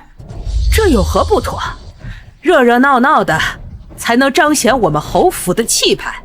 娘，您有所不知，大师素来厌恶权贵扎堆，倘若真的大操大办，定会觉得我们侯府刻意炫耀，轻视沈家。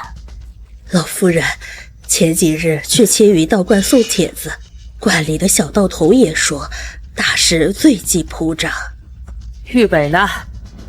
今天是安安的大事儿，他一个当父亲的，怎么能不出现呢？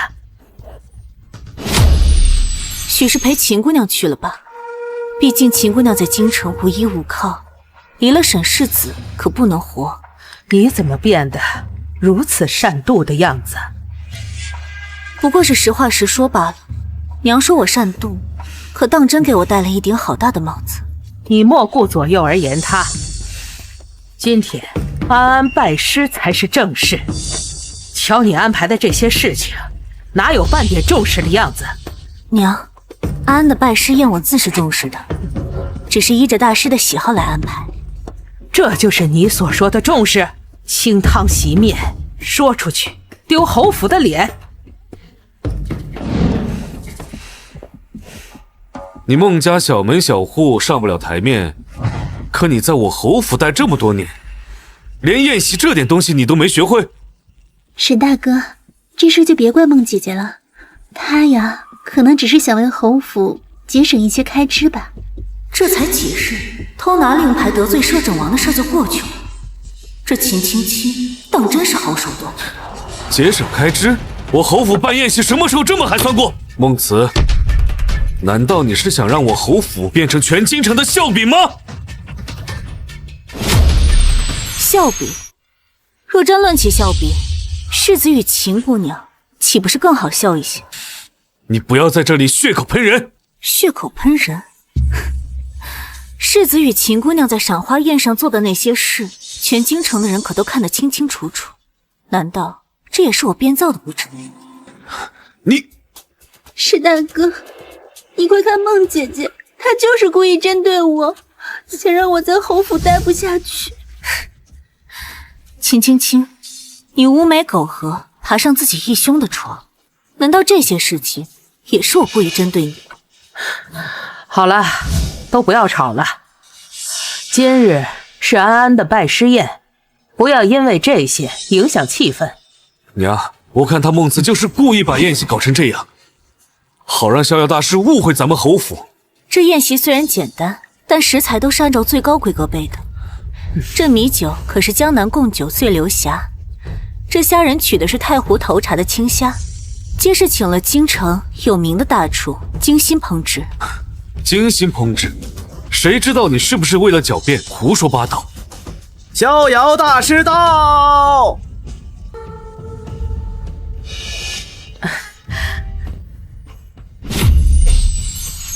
见过大师。大师，有失远迎。沈老夫人，客气了。大师高风亮节，今日拜师宴，还望大师莫嫌弃简陋。我这儿媳妇儿啊，哎，沈老夫人，此言差矣。此等宴席恰如其分，正合贫道心思。哎呦，大师，您真是太过奖了。原本我是觉得太过于简陋，怕委屈了大师，所以才想着再添些场面。老夫最烦铺张之事，此言甚好，甚好。大师，一切皆按您之前所提准备，若有不周之处，还望大师海涵。不必多礼，沈夫人，有心了。安安拜在我的门下，那就是一家人。这种宴席摆得甚好，甚好。安安呢？安安去库房取给您的拜师礼了。前2日，安安在街上相中一匹布料，说是给您做琴罩，再合适不过，让秀娘连夜赶制，宝贝的紧，连让我都没舍得多看一眼，说是今日要亲手呈给您。哦，这小孩子还真是有心呐！啊，可不是呢，他天天念叨着师傅，倒是让我这个当娘的羡慕。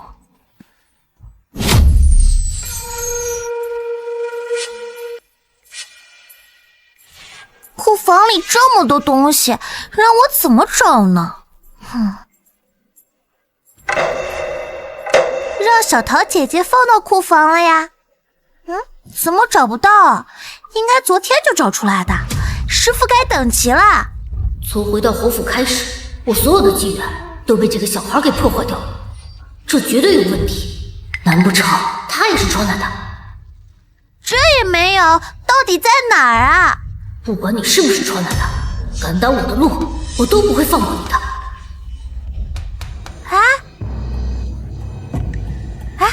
找到了。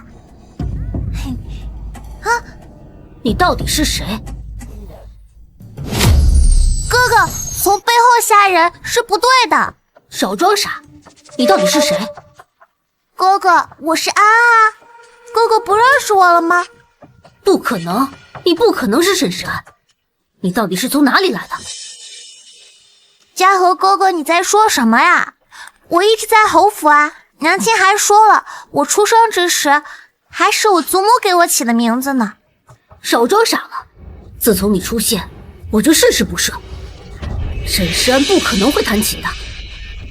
今日的拜师宴应该是我的，老佛爷和老夫人的宠爱也应该是我的。什么叫沈石安不可能会弹琴？他究竟是谁？他知道什么？嘉禾哥哥，你在说什么呀？我怎么听不懂？一会儿师傅该等级了。啊，你也是穿书来的吧？哥哥不走吗？一会儿祖母他们该等齐了。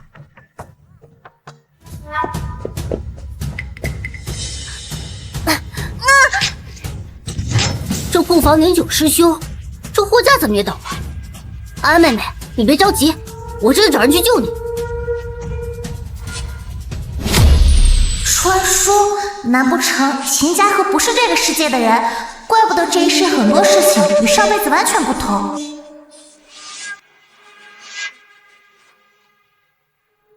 不行，我得赶紧出去，师傅要到了。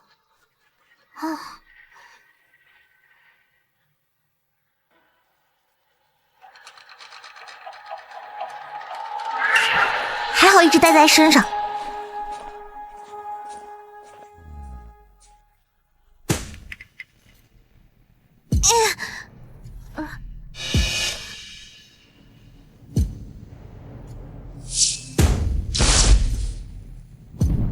今日是不是安安的拜师宴？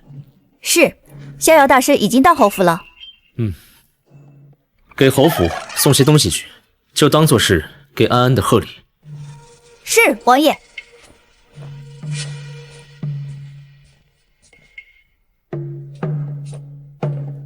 王爷，安安小姐出事了。怎么回事？刚刚收到安安小姐发的信号，看位置是在侯府。贝莽，去侯府。是。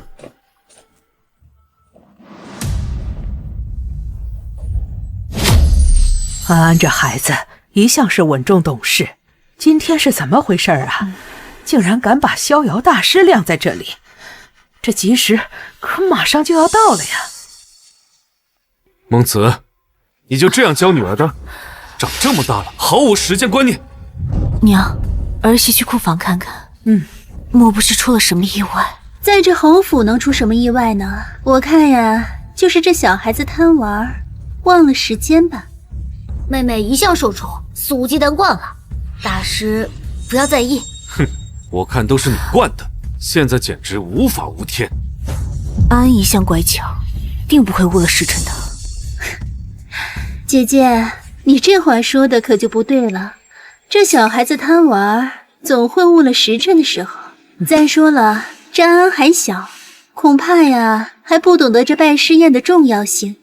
姐姐回头可得好好的教一教，莫要传出去说我们侯府不懂规矩。你一个未过门的妾，出席这种场合才是坏了侯府的规矩。大师，这吉时已经要过了，安安还迟迟未到，我看不会是他仗着自己有些天赋，就不把您放在心上吧？果真如此吗？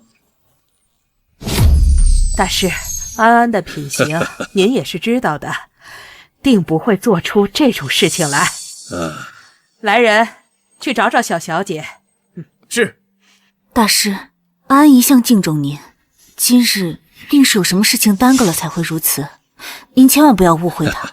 没事没事。孟慈啊孟慈，你让我说你什么好？你趁我不在的日子里怎么教女儿的？现在连拜师宴她都敢迟到。大师依我看呀，这拜师虽然讲究琴技，但是也讲究一个规矩，一个态度吧。是啊，大师，安安妹妹简直就是目无尊长，根本不懂得尊师重道。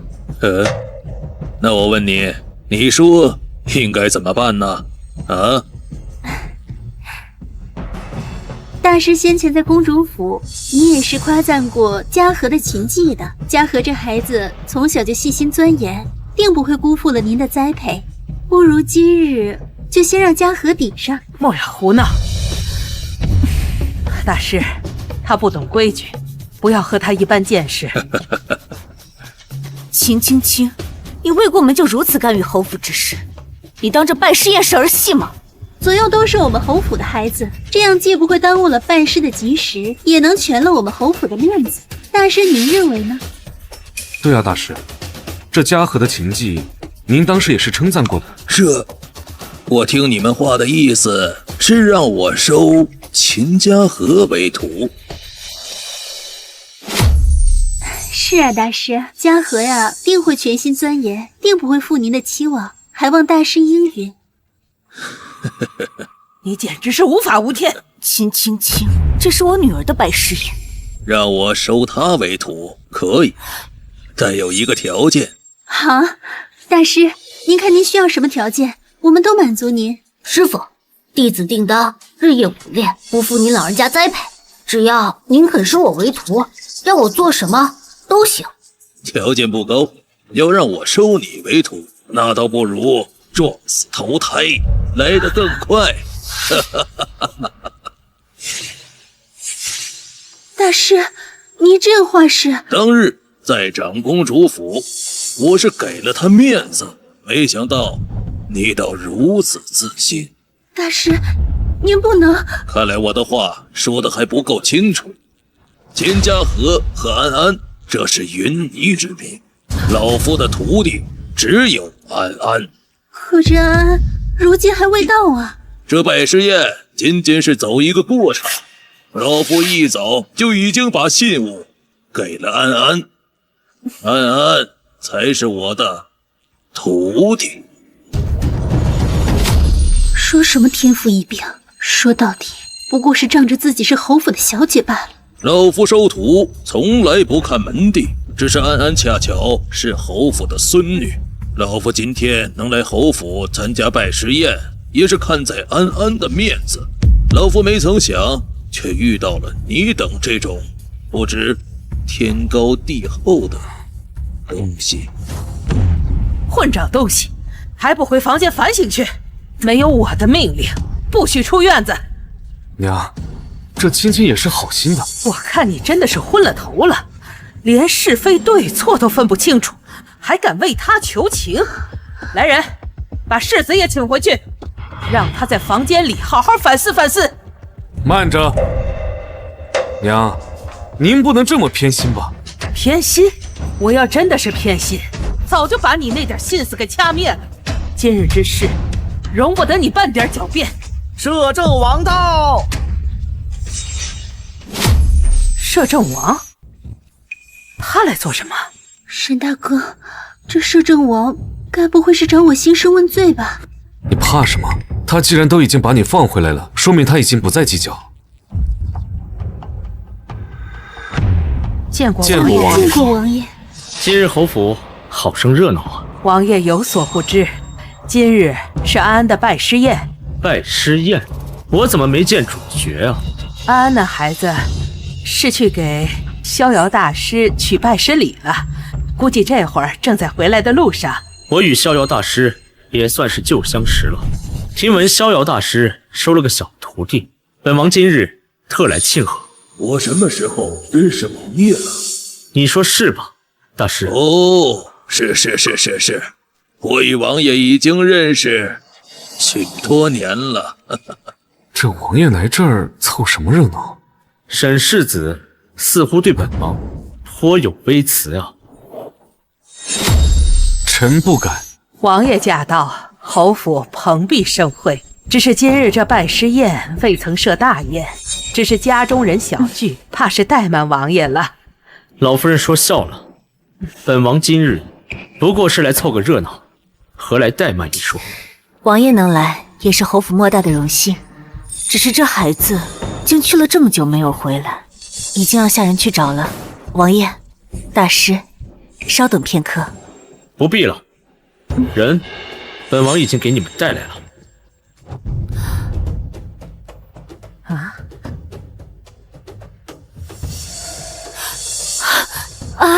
你去哪里了？怎么弄得如此狼狈？娘亲，我还以为再也见不到你了。怎么回事啊？祖母，安好害怕，安不敢说。有祖母在，你说。乖徒儿，别怕，有为师在，为师给你做主。嘉禾哥哥，你不是说去找人了吗？你怎么还没回来？嘉禾，怎么回事？什么找人？祖母，是嘉禾哥哥，他把货架推倒，堵住了门。他还说要找人救我，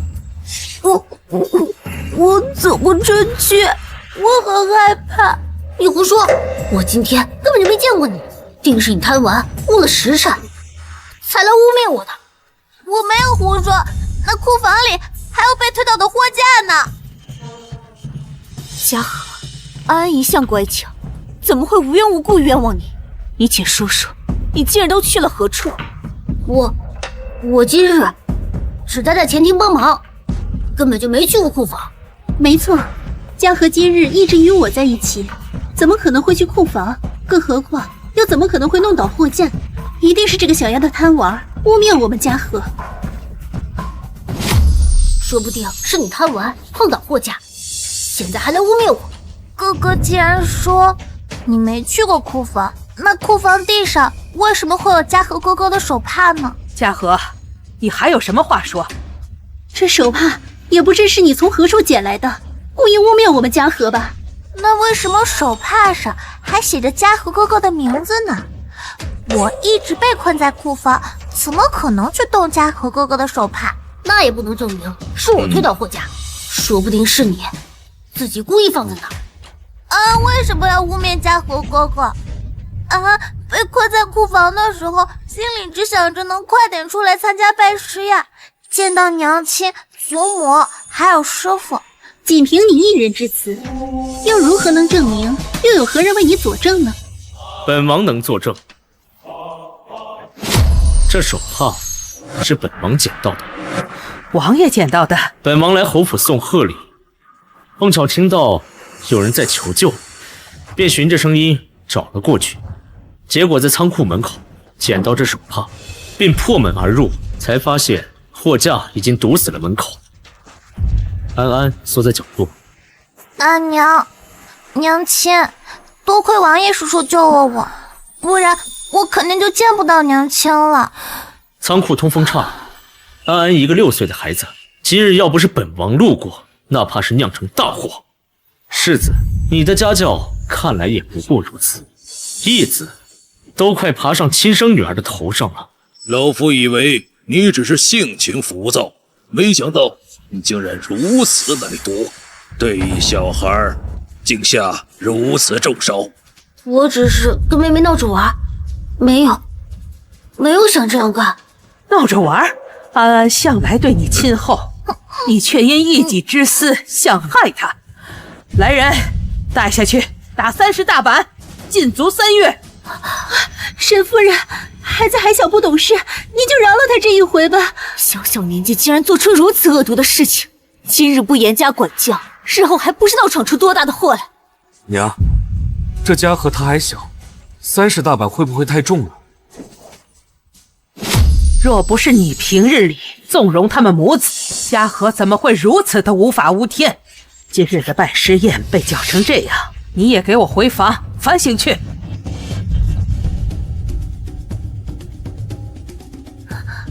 还愣着干什么？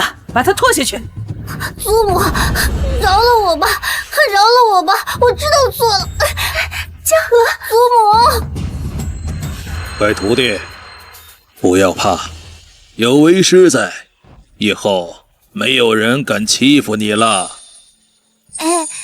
为师还等着你的拜师礼呢。哈哈哈哈。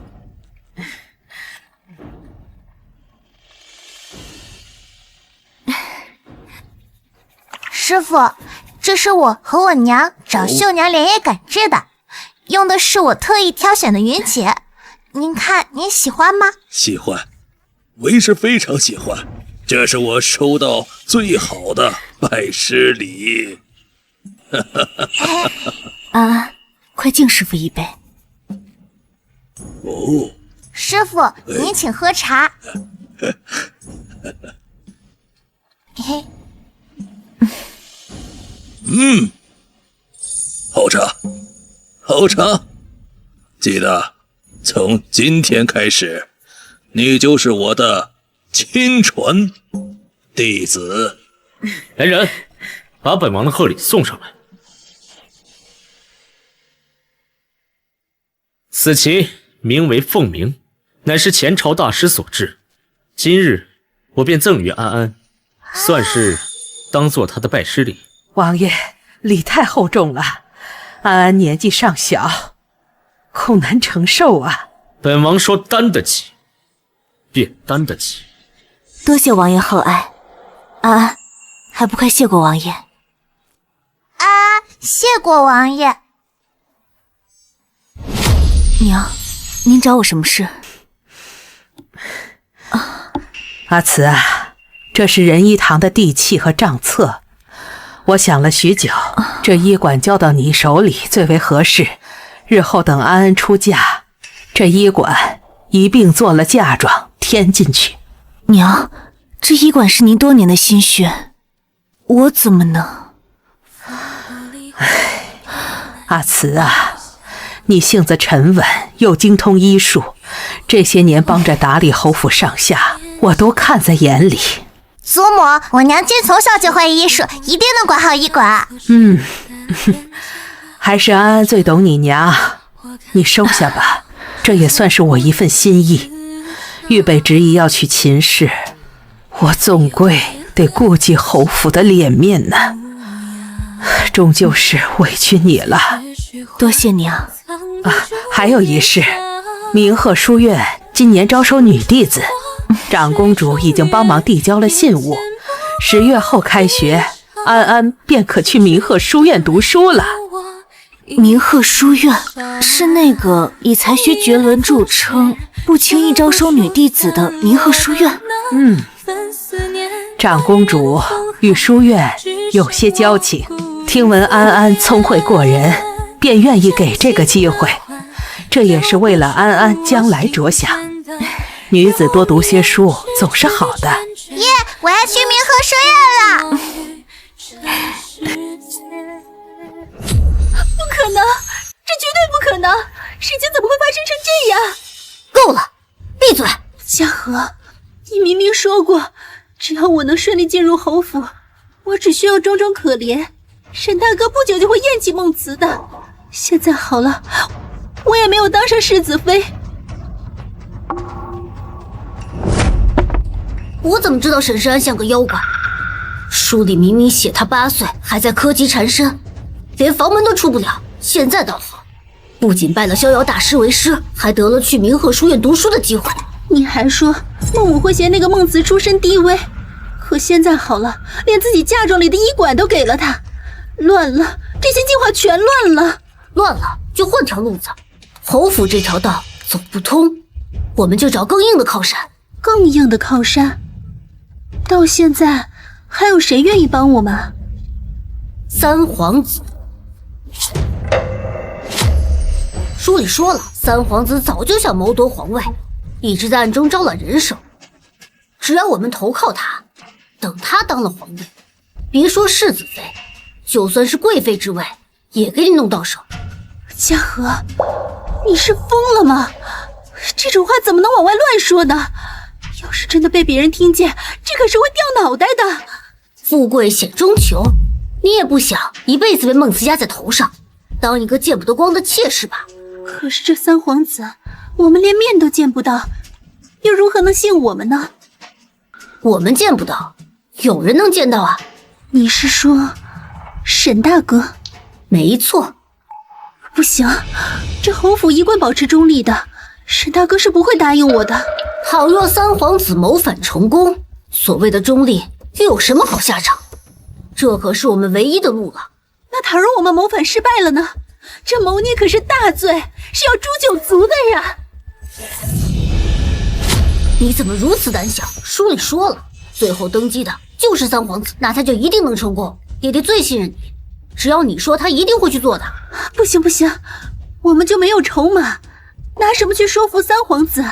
此药粉下入护城河中，能伪造瘟疫的情景，到时候整个京城都会陷入混乱。三皇子趁乱登上皇位，平定瘟疫，拯救百姓。不行不行，这太疯狂了！你是说你要制造一场瘟疫？那可是会害死很多人的。怕什么？书里写过，三皇子就是靠着这场瘟疫收买人心，最后登上皇位的。我们只是帮他提前一步而已。不行不行，你太疯狂了，我不能这么做。万一要是控制不住的话，既然我能拿出制造瘟疫的药方，那就一定有解药。只要我们将药粉下入护城河上面，等瘟疫爆发时，三皇子已经带着兵马去控制京城，分发解药。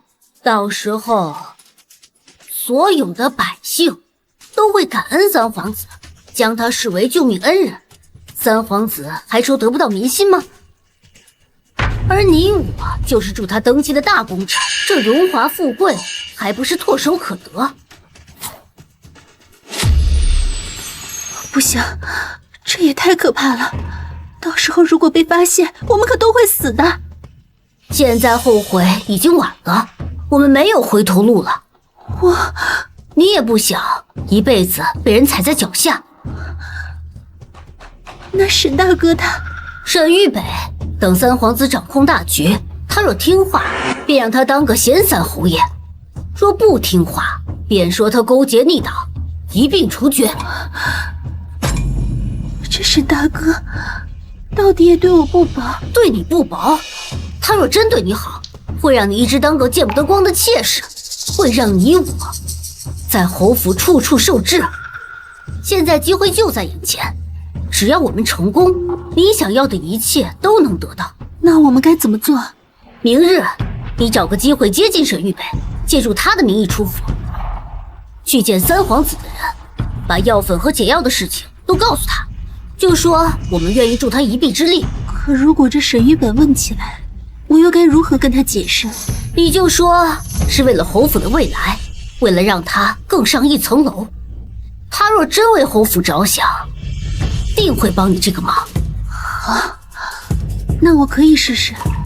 但是江河，你要向我保证，一定会有瘟疫的解药，不能真的让这个瘟疫蔓延开来，害死外面的无辜百姓。哎，知道了知道了，你只管做好你的事，解药的事情我自有安排。记住，此事千万不能泄露半分，否则我们都得完蛋。好，我记住了。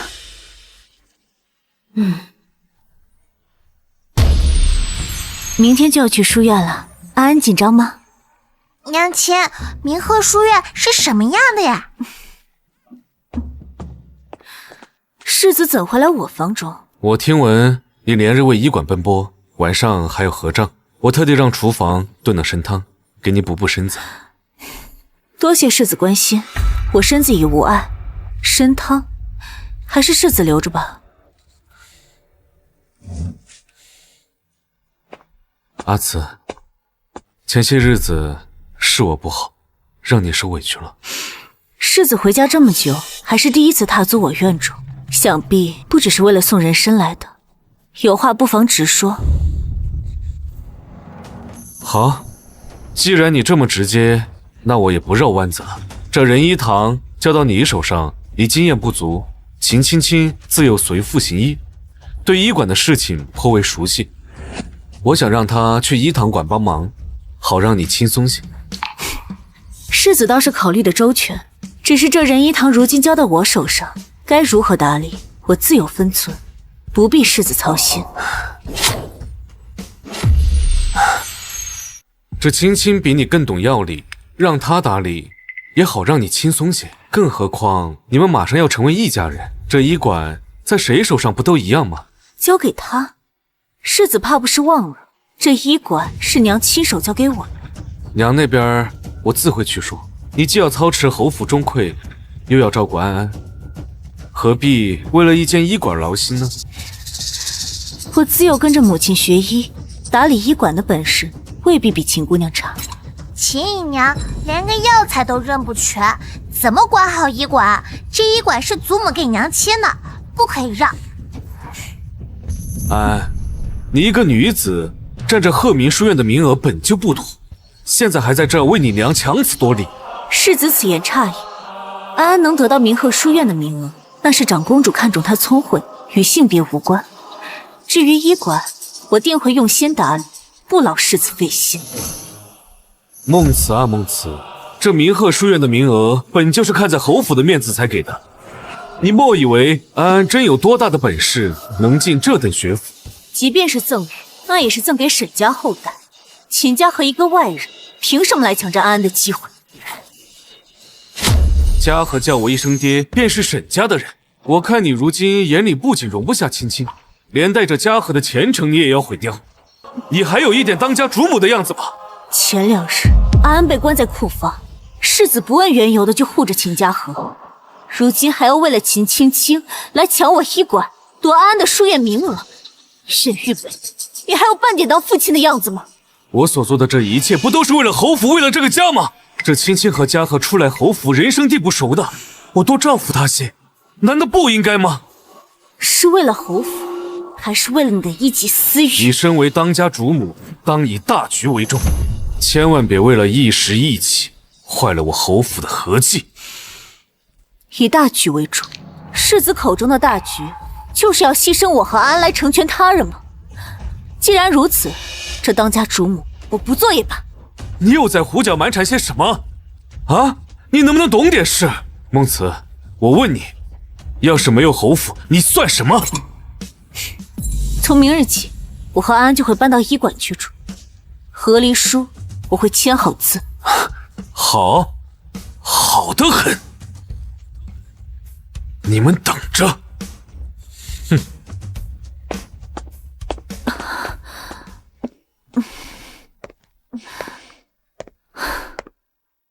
娘亲，不要难过。娘没有难过，属于安安的东西不会被任何人抢走。属于娘亲的东西也不会被任何人抢走。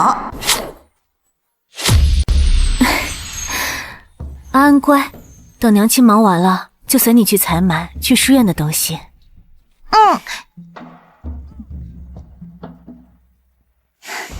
安小姐，孟夫人，你们来了。谁让你来这仁义堂的？孟夫人，是沈大哥说你刚刚接手了医馆，事务繁忙，让我过来给你打打下手，帮你分担一些。孟夫人，我知道你还在生我的气，可我真心是想来帮忙的。虽然我也救了沈大哥的命，但是总不能一直在侯府里白吃白住，总是要做些实事的。这就是救了沈世子的那位姑娘，看着倒是挺和善的。是啊，听说侯府待她很好，现在还来医馆帮忙，真是个懂感恩的。秦小姐，这医馆由伙计和掌柜打理，不劳你费心。孟夫人可是嫌我笨手笨脚，帮不上什么忙。青青自知出身微贱，可是青青是真的来帮忙的，绝对没有别的意思。这侯府夫人怎么如此咄咄逼人？对呀，不必多说，你若真想留下，便只在柜台里取药便是。多谢孟夫人，我一定会认真帮忙，绝不添乱。安安乖，娘亲去核对完账目就来找你。娘亲放心，我绝对不会乱跑。掌柜，这当归不对劲啊，颜色发黑，还带着霉味，跟咱们平时的根本不一样。你瞎嚷嚷什么呀？这不过是受潮了，晒晒就能用，哪那么多讲究啊？这一批定价便宜，能省不少钱。师傅说过，这药材泡制差了会影响药效，严重的还会害人。前几日李阿婆喝了那个受潮甘草煮的药水，这咳嗽反而还严重了。你个毛孩子懂什么呀？那李阿婆是年纪大了，跟这药材有什么关系？你再啰嗦，就把你送回乡下去。秦小姐，您怎么来了？是不是又缺什么药材了？哟，秦小姐，您怎么来了？是不是又缺什么药材了？我方才听见外面有些争吵，就进来看看。这可是世子爷的救命恩人，千万不能得罪。哦，没什么，就这孩子不懂事儿，把弄潮了药材当成坏的，我这教育他呢。秦小姐，这药材真有问题，您看这霉点。不过是沾了点霉气，多晒晒就好了。小石头，别怪我没说你，这做事吧，有时候不能这么较真。这开医馆跟过日子那是一样的，都得省着点，要不这银子不都白白花出去了。可这是会害人的呀。小石头，你年纪还小，不太懂事，我看你是有点分不清轻重。这孙掌柜可是我们这的老管事，难不成还能害外面那些病患？这仁医堂我也是能做得了一些主的，你要是再敢胡言乱语，别怪我把你给赶出去。听到秦小姐的话了吗？赶紧把这些都收拾好。秦小姐，库房脏乱，这些粗活就交给这些下人做就行了。您要是沾上灰，那是世子该心疼了不是？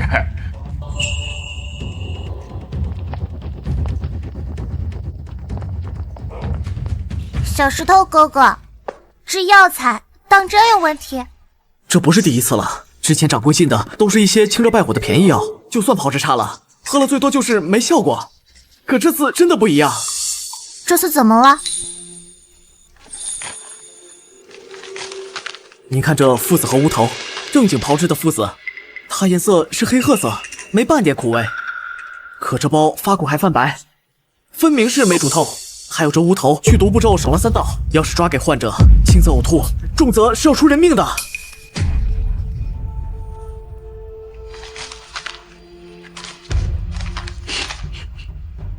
这掌柜真是疯了！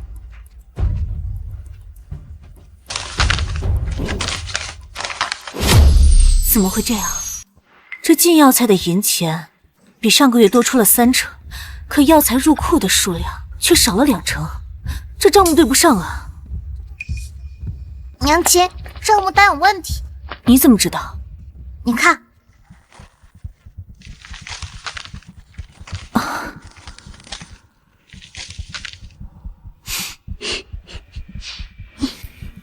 把孙掌柜喊来。哎。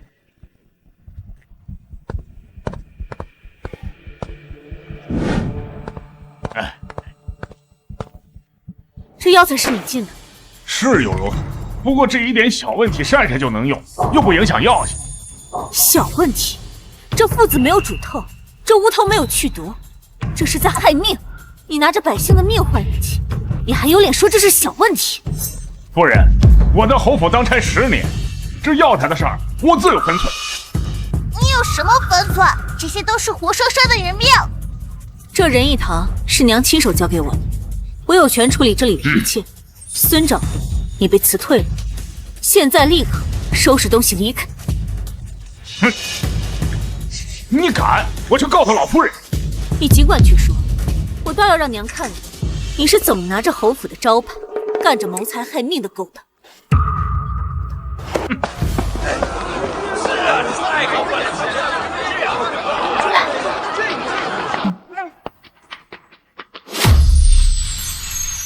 大夫，大夫，快救救我爹！脉象紊乱，气息微弱，可是症状？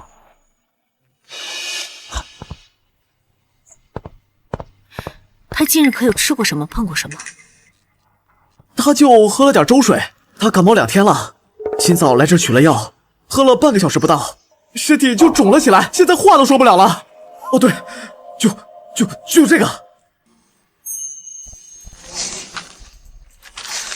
这药，这不是我们仁义堂开的方子。今日陈郎中只看过3位风寒病人，开的都是金防败毒散，并没有这位关防风。啊，就是他！今天早上就是这个姑娘给我们拿的药，她说这药治病好得快，还给我们免了1半的药钱。你胡说！我今早就抓了2包药，还都是按照陈郎中的方子给抓的。我根本就没见过这位老人家。是啊，孟夫人，今日的药方子都是我开的，没让秦小姐单独拿过药。就是他，他穿着仁义堂的衣裳，还说是沈世子的救命恩人，我们才相信他的。就是他害死我爹，就是他害死我爹。我没有，我不是。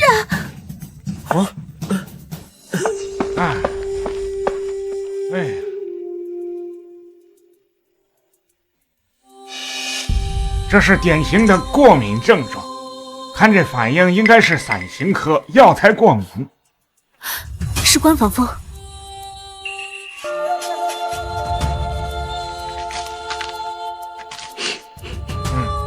错，是关防风。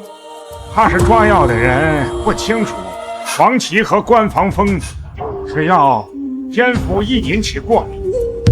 我真的没有拿错药，今天早上陈郎中开的方子，我可都是按着抓的。这黄芪和关防风，我都细细的分辨过。姑娘，黄芪和关防风虽然形似，但气味迥异，常抓药的人怎能辨识不清？再者，仁义堂的药柜都标着药名呢，即便是新的学徒，也很难抓错。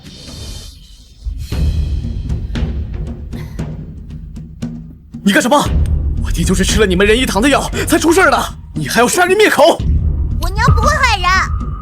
他这是过敏，需要马上催吐。我以仁义堂老板的身份担保，如果老人家出了什么意外，我孟慈一定负责到底。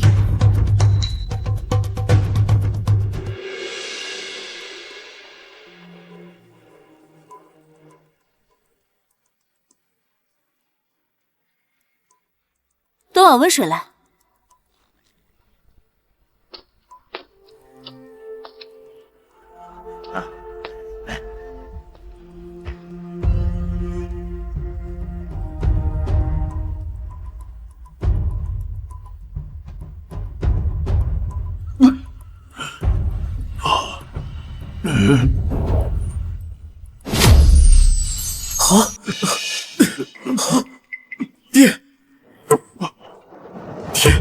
爹，都是你们害了我爹，我要跟你们同归于尽。让我爹，你感觉怎么样？就是还有点晕。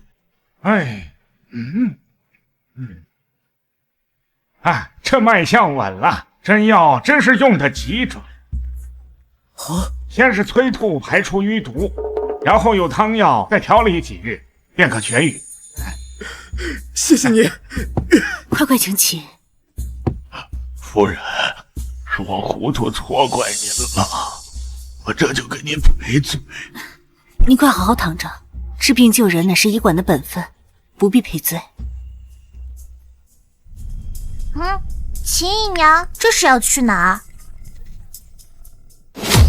怕不是心虚啦，想要逃跑？我没有。你今日抓药可有人证？有啊，有孙掌柜，我追药的时候他就在旁边看着呢。孙掌柜，他说的可是事实？我今早确实在柜台边，可我没注意他抓的是哪味药。孟夫人，这药包里的关防风量极大，按照药方来说，量也过大，肯定是有人故意掺进去。夫人，真的不是我抓的，我也没有那个害人性命的胆子呀。你当然没有这个胆子，你想谋个好名声，也不看看自己能力够不够。这里是医馆，不是你耍小聪明的地方。我知道错了，我真的知道错了。来人，把秦姑娘送进衙门，让她在牢里好好反省反省。你敢绑我？沈世子回来，他不会放过你的。走。你们走。今日之事是我们仁义堂监管不力所致，我在此向您赔罪。日后您前来看病抓药，我们仁义堂不收分文。夫人，您这是做什么？若不是夫人您，我爹的命就没了，怎么还能要您的钱呢？一码归一码，这本就是我们的责任。娘亲，又贪嘴乱吃东西。娘亲，我没吃。学堂作业有没有完成？都做好了，夫子还夸我文章写得好。王爷今日怎么有空来我医馆？京城出事了，你们现在收拾东西，跟着墨云走，先去别院暂避风头。是出什么事了？这么紧急？城南出现一群人，轻则发烧，重则昏迷不醒，已经好几户人家遭了殃。太医院查不出病因，只说可能是食疫。你们留在京城，我不放心。不，我不能走。现在不是任性的时候，本王自会安排好一切，不会让侯府起疑的。我母亲留给了我一本医书，里面记载了许多疑难杂症的诊治方法，说不定对这食疫有用。况且我若走了，这些病人怎么办？可你留下来，我不放心。我本是医者，本就该以救死扶伤为己任。我只有一个请求，帮我保护好安安。不，我也不走，我要和娘在一起。小姐得罪了。你放开我，我要我娘！你放开我！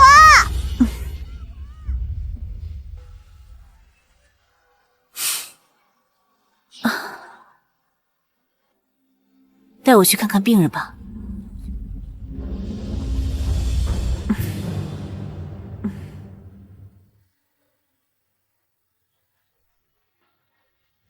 可看出什么了？这不像是食疫，更像是中毒。对，没错，更像是中毒。这是一种极为罕见的毒药，中毒之人不会马上毙命，但是会像食疫一样发热、呕吐，直至昏迷。可有医治的办法？我母亲给我的医书上有记载此毒的解法，旁的药材都够，只是有一味积雪草不够。无碍，墨雨，你即刻带人去搜罗全城的积雪草，交由人医堂。是。倘若真是下毒，这京城怕是要乱呐。你等专心研制解药，其他事交给本王。有王爷在，不必惊慌，不会有问题的。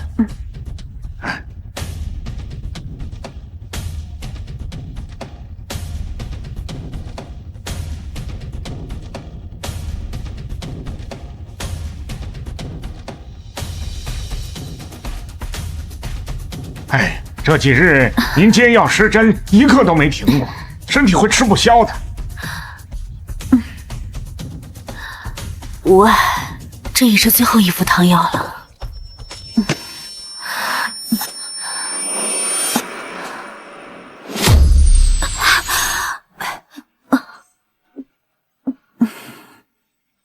王爷，一切都结束了，可有查到是谁？秦家河撺掇侯府支持是三皇子谋反，这场瘟疫就是他的投诚术。秦家河和三皇子已当场毙命，沈家全族贬为庶人，流放3000里。那我的安安，我让他签了一份断亲书，从今往后，安安和侯府再无任何瓜葛。和离书，沈玉北竟然真的答应了。他没得选，不过他向我提了一个要求。什么要求？秦青青还没过门，义女的身份也没上族谱。沈玉北求我要将秦青青带走。他倒是情根深重。5年前救沈玉北的是一对老夫妻，秦青青花了5两银子从这对老夫妻手上救走了沈玉北，冒领了这份救命之恩。沈玉北现在不是为了报恩，是为了报仇。若不是他们2人，侯府也不会沦落至此。因果轮回，报应不爽，这也是他们罪有应得。那世子妃接下来有什么打算？我与世子已经和离，世子也已被流放，王爷不必喊我世子妃。我母家姓孟，单字一个词，阿慈。如今我只想好好经营这仁医堂，将我母亲传给我的医术发扬光大，好让这仁医堂成为真正救死扶伤之地，然后看着我的安安长大成人。娘亲，娘亲，这些对我来讲已是幸福。嗯。